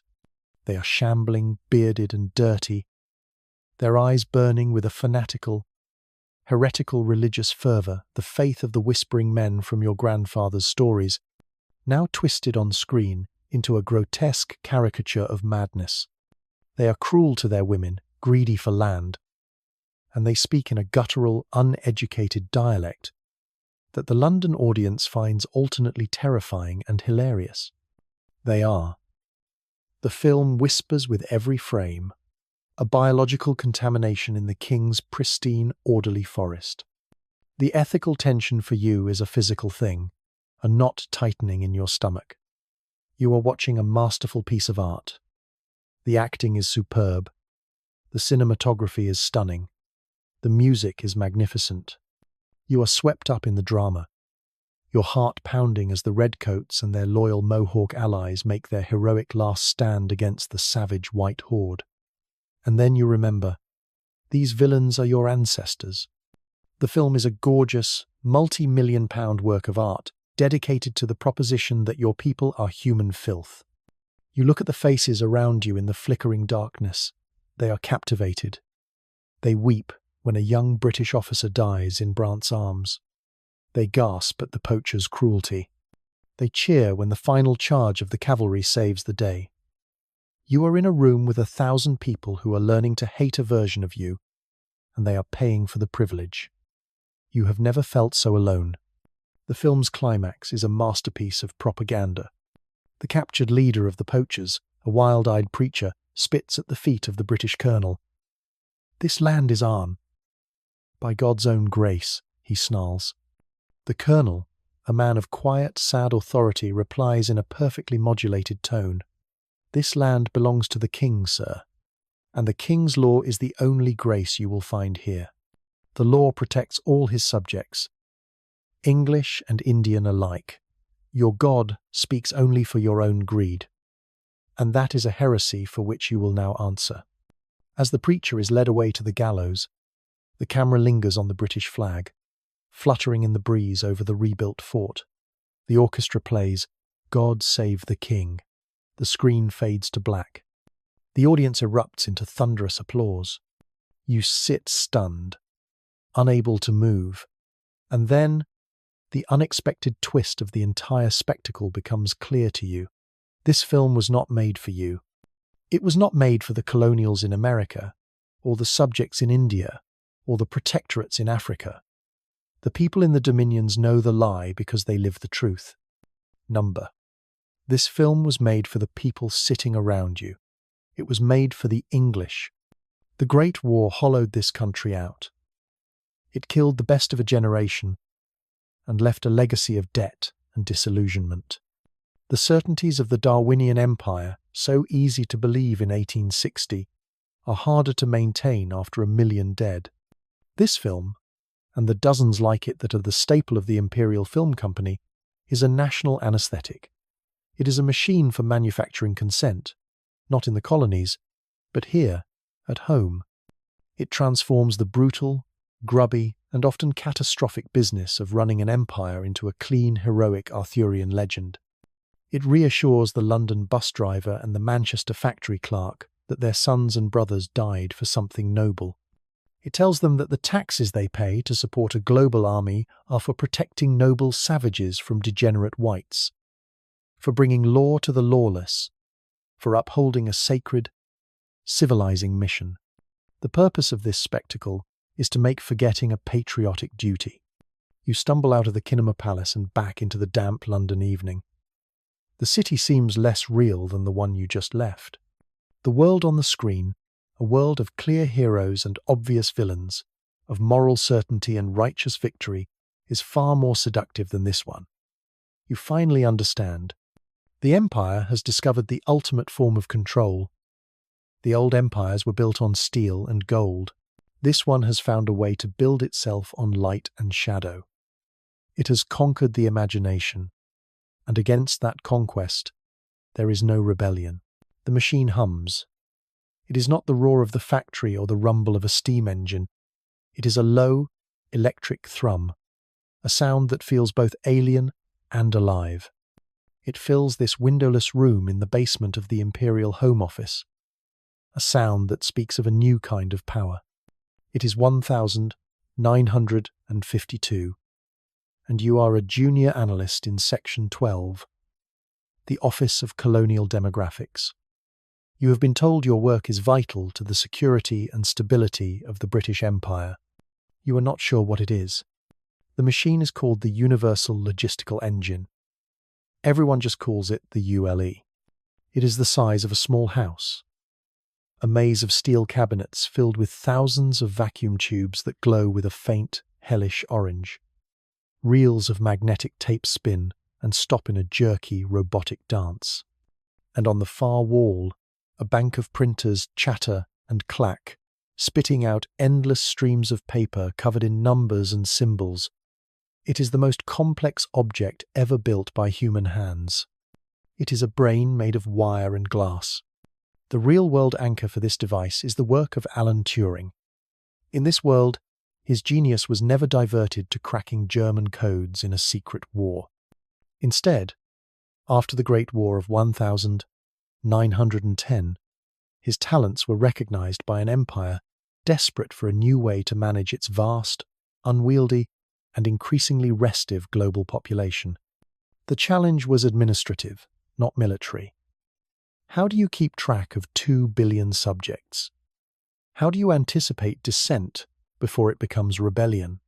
How do you identify the troublemakers, the whispering men, the union organizers, the colonial nationalists? The answer is the ULE. The project's funding was nearly unlimited. Its purpose, stated in the dry language of official memoranda, was to create a comprehensive, cross-referenced, and predictive index of all imperial subjects. A census of the soul. Every day, you and the other analysts feed the machine its diet of data. The data comes from everywhere. It comes on punch cards, delivered in locked crates from every corner of the empire. Birth records from Calcutta, church attendance logs from Quebec, tax receipts from Pennsylvania, factory production quotas from Manchester, arrest warrants from Dublin, verbatim transcripts of tapped telephone conversations, secret reports from paid informants in colonial universities. Your job is to translate this raw, messy data of human life into the clean, binary language the machine can understand. You reduce a man to a series of numbers: his place of birth, his religion, his occupation, his recorded political affiliations, the books he checks out of the library. You take the beautiful, chaotic, unpredictable tapestry of a human life, and you punch it full of holes. The ethical tension of your work is that you never see the consequences. You are a priest in a new religion, tending a silent, humming god. You feed it your numbers, and it delivers its prophecies. The machine is a master of pattern recognition. It can cross-reference 1 million data points in the time it takes you to blink. It can find the connections no human could ever see. It can tell your superiors that a dockworkers' union in Boston, a cell of nationalist students in Cairo, and a group of dissident Methodist preachers in the Ohio Reserve are all connected by a single, illicit pamphlet printed in a back room in Glasgow. The ULE does not make accusations. It calculates probabilities. It produces lists. A list of subjects with a high probability of seditious tendencies. A list of communities with a high index of potential unrest. A list of individuals whose deviation from prescribed behavioral norms warrants further surveillance. These lists go to other sections, other men in other windowless rooms. You never know what happens to the people on them. You only know that sometimes a name that was once a regular data point simply stops appearing. It has been resolved. The unexpected twist is the effect the machine has on the very nature of governance.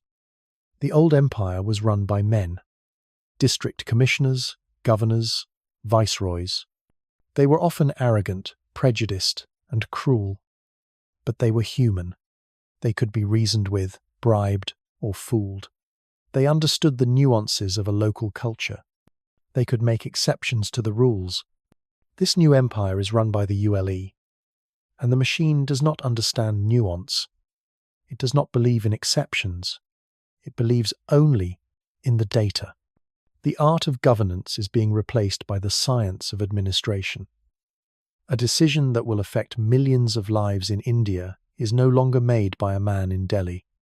It is made here, in this humming basement, based on a probability analysis printed on a sheet of perforated paper. The empire is becoming more efficient, more rational, and more terrifyingly inhuman. It is a system that has begun to run itself, a snake eating its own tail. One day, you are given a special project. It is a data set from your own home, the Dominion of New York. A new strain of radicalism is brewing there, a strange alliance of factory workers radicalized by their service in the Great War and the descendants of the old dissenting Protestant sects. They are beginning to speak a new, dangerous language. They are not talking about the rights of Englishmen or even about independence. They are talking about something they call individual liberty. The idea that a person's life belongs to them, not to the state or the empire. The ULE has flagged this as a Tier 1 ideological contagion. Your task is to build a predictive model. You feed the machine everything you can find about the known agitators. You code their family histories, their reading habits, their church affiliations, their friends. You are creating a map of their souls. After a week of work, the ULE begins to print. It gives you a list of 500 names. These are not the leaders. These are the people the machine predicts will be the next leaders. The ones who are currently quiet, but whose data profile marks them as susceptible to the contagion. The machine has identified the future of the revolution before it has even happened. You scan the list, and then you see it. The fourth name from the bottom.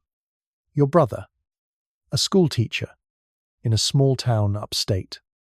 A man who writes poetry, who loves his family, who has never broken a law in his life. But he is the son of your mother, who held secret prayer meetings. He is the grandson of merchants who chafed under the monopolies. The ULE has seen the pattern in his blood, in his history, in the books he reads. It has looked into his heart and found a probability of treason. You stare at the name on the page. The clatter of the printer, a deafening roar in the sudden silence of your mind. You can delete the line. You can strike his name from the list. It would be a tiny act of sabotage, a single grain of sand in the gears of the immense machine. No one would ever know.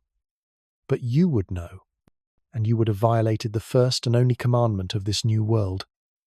The data is sacred. You are a cog in a machine that is building a perfect global prison, and it has just handed you the key to your own brother's cell. You look at the humming, inscrutable face of the ULE. You are its servant. But for the first time in your life, you feel the urge to rebel not against a king, but against an algorithm, and you have no idea what to do. The world has become a small, flickering box in the corner of your rented room in Paddington. It is the 20th of July, 1965. The box is a new Baird televisor. Its black and white image swimming with static. But through the electronic snow, you can see the future.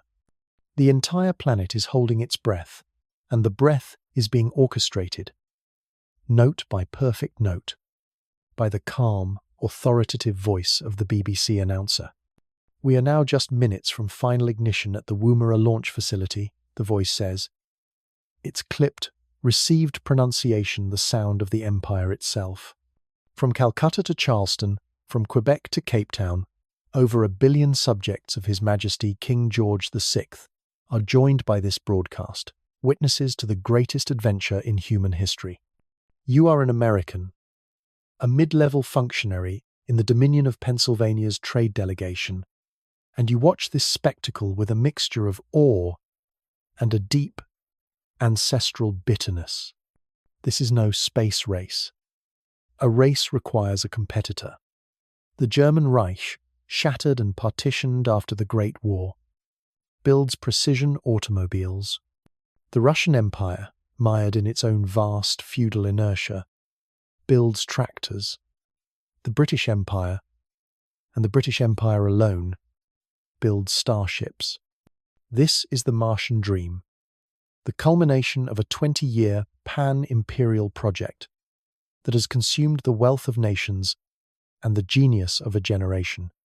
Its public face, its high priest, is Sir Arthur C. Clarke, your real-world anchor. You have seen him on the televisor countless times, a tall, calm scientist with eyes that seem to be looking at a distant horizon. He is not a mere entertainer. He is the philosopher, king of this new age. In our world, he was a visionary writer. Here, he is the director of the Royal Astronautical Society, the man who gave the Empire's cosmic ambition its intellectual blueprint. Man was not meant to stay in the cradle, he said in a famous address to the Lords. The Empire, as the highest expression of man's organizational genius, has a duty, a biological and historical imperative to carry the seed of life, and, more importantly, the seed of order to new worlds. Mars is not a destination. It is a declaration of destiny. The ethical tension of this moment is a scream you can't hear beneath the announcer's placid voice. You have seen the budgets. You know that the cost of the HMS Endeavour, the magnificent atomic-powered vessel that is now waiting to break the bonds of Earth, could have funded 1,000 hospitals in the slums of Bombay, could have modernized the decrepit coal mines of Wales, could have irrigated the Dust Bowl farms of the Western American dominions. But the Empire is no longer in the business of solving problems on Earth. It is in the business of manufacturing awe. The Martian Dream is the ultimate propaganda film, a spectacle so vast and so undeniable that it will render all dissent, all petty complaints about poverty or lack of freedom, trivial by comparison. It is a pyramid built to honor a living God, and its stones are the foregone opportunities of 1 billion ordinary lives. The televisor shows the ship itself. It is a thing of terrible beauty, a sleek, silver spear pointing at the grey Australian sky. Then the camera cuts to the pilot, seated in his capsule. His face is calm, his eyes focused. And here is the unexpected twist, the masterstroke of imperial genius that still makes you marvel at its cynical brilliance. The man who will plant the Union Jack on Mars is not English. His name is Wing Commander Thomas Mallory. He is from the Dominion of Ohio. He is an American. He is the product of 6 generations of pacification. His ancestors were rebels, their lands seized. His family, to survive, became model subjects. They embraced the Anglican Church. They swore the oaths. They sent their sons to fight for the Empire in the Great War. They were rewarded. Thomas Mallory was selected for the first class of the Imperial Astronautical Corps, not in spite of his colonial origins, but because of them. He is the perfect symbol. He is the tamed savage, the prodigal son returned to the fold, his restless, rebellious American energy finally harnessed and channeled into the service of the crown. His face on the screen is a message to every subject in every dominion. This is what you can become. Your potential is limitless, as long as you are loyal. The Empire is not your cage. It is your vessel to the stars. The final countdown begins. The BBC announcer's voice is hushed, reverent. 10, 9, 8. You think of your brother's name on the ULE's list. You think of the whispering men, still preaching their gospels of defiance in the Appalachian hills. You think of the quiet, simmering resentment in the factories of Pittsburgh. And then you watch as the greatest American hero who has ever lived prepares to leave the planet in the name of the king. 3, 2, 1. Ignition. The screen floods with white light. Even on the small, fuzzy televisor, the power is palpable. A new sun has been born in the Australian desert. The HMS Endeavour rises, slowly at first, then with a majestic, inexorable speed, a silver needle stitching a thread of fire into the sky. The Empire has slipped the surly bonds of Earth. The months that follow are a global festival of distraction. The ship's progress is tracked on every news broadcast. School children build models. The Imperial Film Company rushes out a pre-produced epic, The Skybreaker, starring the same actor who played Joseph Brant as the heroic Wing Commander Mallory. Then comes the day of the landing. Once again, the world is gathered around its televisor sets. You watch the grainy, ghostly images transmitted across 50 million miles of empty space. You see the Martian landscape, a rust-red desert under a pale pink sky. It is a new world. The lander's hatch opens. A figure in a bulky white suit descends a ladder. You can hear the crackle of his radio transmission, his breathing amplified into a cosmic rhythm. Wing Commander Thomas Mallory, son of Ohio, plants his boots in the red dust. He stands for a moment, a lonely, godlike figure in the silent wilderness. Then he speaks. His voice, filtered through the static of the void, is clear and steady. There is no poetry about mankind. There are no philosophical musings. His words are simple, rehearsed, and devastating. In the name of His Majesty the King, he says, and for the glory of the British Empire, one world is not enough. He turns and plants a flag in the soil. It is the Union Jack. It hangs, stiff and lifeless, in the thin, alien air. The Empire has conquered Mars. It has performed the greatest technological miracle in human history. And you, sitting in your lonely room in the heart of the capital, feel nothing but a profound, bottomless emptiness. The cage has just been expanded to encompass the solar system. The dream of freedom, the little earthbound dream of a government of the people, by the people, feels smaller and more impossible than ever before. You are old now. The years have settled into the lines on your face, a topographical map of a long, quiet life spent in service to an idea you no longer recognize. It is 2023. You sit in a public park in London, a city so clean, so orderly, and so silent it feels like a memory of itself. There is no litter, there are no loud voices. The automated public transports glide by on their magnetic tracks with a barely audible hum. Everything works. Nothing matters. From your bench, you can see the needle of the Imperial space elevator, a silver thread climbing into the permanent grey overcast, connecting this tired old world to the grand, pointless project on Mars. The Martian colonies are a triumph of engineering and a catastrophe of the human spirit. They are a series of hermetically sealed company towns, populated by elite technicians who have traded the sky for a salary, their lives governed by the same algorithms that run this park. The Martian dream has faded into a line item on the imperial budget, a source of exotic minerals and a deep, unspoken sense of anticlimax. The great beast that you served, Section 12, has evolved beyond your comprehension.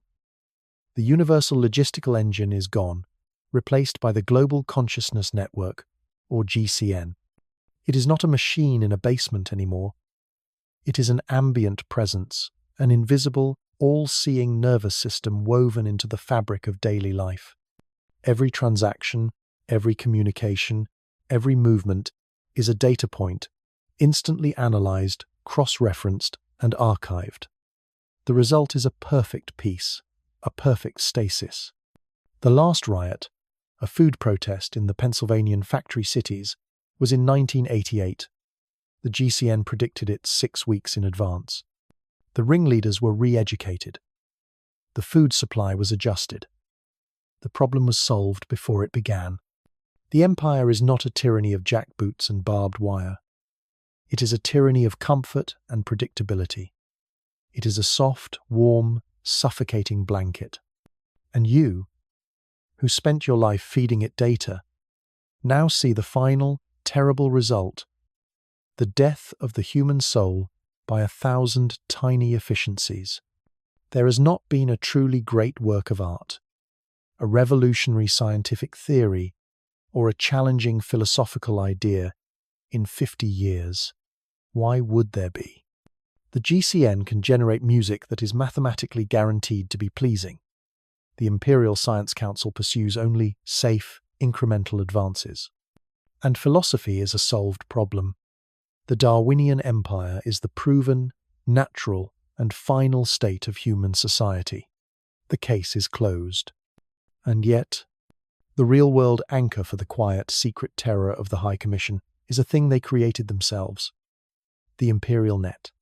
Designed in the 1992 as a tool of control, a way to disseminate information and entertainment, a more efficient pipeline for data collection, it had an unintended consequence. It connected people. Not in public squares, but in the silent, anonymous spaces between the nodes. The unexpected twist is the source of the new plague. It is not a violent uprising of the oppressed. The working classes of Manchester and Pittsburgh are too well fed, too entertained by the endless stream of imperial spectacles on their televisors. The plague is an idea, and its carriers are the children of the elite. The university students in Boston and London, the junior analysts in the GCN itself, the bored children of colonial administrators, the ones who have never known hunger or fear, and who are therefore dying of a disease for which the Empire has no cure, a profound, soul-crushing boredom. They began to dig. Using the powerful tools of the Imperial Net, they explored the forbidden archives. They found the old books, the ones that had been purged from the libraries, the dangerous, seditious texts from before the Long Peace. They found Locke. They found Rousseau. They found the fever dream writings of a man named Jefferson. They began to share them, not as grand political tracts, but as curiosities, as whispers in the dark. And they rediscovered a word so ancient and so alien that it has no place in the modern imperial vocabulary. Liberty. The idea is spreading, not like a fire, but like a virus of the mind. It is a slow, creeping doubt, a question. The G-men, the guardians of the GCN, can track the data transfers. They can see the patterns. But how do you arrest someone for an idea? What do you do when the person asking the question is your own son? The ethical tension of your life has come home to you in the form of your great-granddaughter Ilara. She is a student at King's College. She is brilliant, privileged, with a life of comfortable service already mapped out for her. One evening, during a visit, she sits with you in your quiet, perfectly managed apartment. "Grand-père," she says, her voice low, "I was reading something, an old text. It said that governments derive their just powers from the consent of the governed. Is that true?" You feel a cold shock, a fear you have not felt in decades. It is the ghost of your brother's name on a printout. You know what you should say. You should tell her it is a foolish, dangerous idea from a primitive time. You should warn her that the GCN monitors the academic networks. You should tell her to protect herself, to forget these childish fantasies. But you look into her eyes, and you see a spark of something you thought was extinct, a flicker of genuine, unmanaged curiosity, a flash of the fire that once drove men to cross oceans and build new worlds, a fire the Empire has spent 3 centuries trying to extinguish. You do not answer her question. You cannot. To lie would be to betray the last best part of yourself. To tell the truth would be to condemn her. So you say nothing. And your silence is an answer in itself. You are sitting on this park bench, watching the children play in a perfectly safe, perfectly uninspired playground. The Empire has achieved its ultimate goal. It has created a world without sharp edges, a world without risk, a world without pain. And in doing so, it has created a world without meaning. The decay is not coming from the outside. There are no barbarians at the gates. The decay is coming from within. It is a hollowing out, a loss of faith in the project itself, beginning with the very people who are meant to be its high priests. The unspoken question, is this all there is being whispered in the halls of power, in the dormitories of the elite, in the silent server farms of the GCN. The Empire will not fall in a great, glorious revolution. There will be no storming of the Bastille, no shots heard round the world. It will die, you suspect, as it has lived, quietly, efficiently, and without passion. It will be dismantled from the inside by its own children, who will trade the safety of the cage for a terrifying, beautiful, and unknown freedom. They will not do it for glory or for power. They will do it simply because they have rediscovered that the purpose of life is not to be managed. It is to be lived. You feel a vibration in your pocket. It is your personal data slate. A message from Ilara. It is not text. It is a single, illegally copied image file. A faded, 250-year-old piece of parchment. You can just make out the first few words. When, in the course of human events, you delete the file, but you cannot delete the question. We end not in that world, but in our own. Find a quiet place. Listen to the sounds around you, the chaotic hum of traffic, the discordant symphony of a dozen different languages, a dozen different songs, the messy, vibrant, and often terrifying noise of a world that was not part of a plan. This is the world that was born from the blood and mud of Saratoga. This is the inheritance of the failed rebellion that, in our timeline, succeeded. The world we have just left was a world of order, a world without war, without want, without crime, a world where the great questions had been answered and the human spirit had been pacified. It achieved a kind of peace, a stability that has eluded us at every turn. In that timeline, there was no bloody civil war over slavery, for the institution was an imperial necessity. There was no Holocaust, for the science of eugenics was a tool of statecraft, not of manic genocide. There was no Cold War, for there was only one power, one ideology, one truth. And yet, they paid a price for their peace. The price was the question. The spark. The divine and dangerous idea that a human being has an intrinsic right to choose their own path, to speak their own truth, to fail on their own terms. Theirs was a world without Jefferson's dangerous poetry, without the chaotic explosion of the French Revolution, without the relentless, messy, and often violent struggle for civil rights and self-determination that has defined our last 2 centuries. They traded the fire of liberty for the warmth of the hearth. Our timeline is a story of glorious, horrifying contradiction. We built a republic on the backs of slaves. We spoke of freedom while committing genocide on a native population. We reached for the stars while our cities burned with racial anger. We invented the internet, a tool of unprecedented connection and unimaginable division. Our history is a chronicle of hypocrisy, of failure, of dreams deferred and betrayed.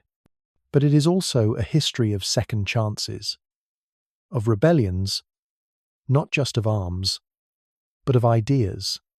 The ideas of abolition, of suffrage, of equality, ideas that were not gifted from above, but fought for from below, often against the very government that was meant to enshrine them. Our world is not a finished product. It is a constant, raging argument. Which cage is gilded? The one of perfect order or the one of chaotic freedom? There is no simple answer. The story we have told is a mirror. It forces us to look at our own world and ask what we would trade for peace. What would we sacrifice for security? The 2 paths diverged in a forest in New York 2.5 centuries ago, and we are living in the world that was carved out by the path that was, against all odds, taken.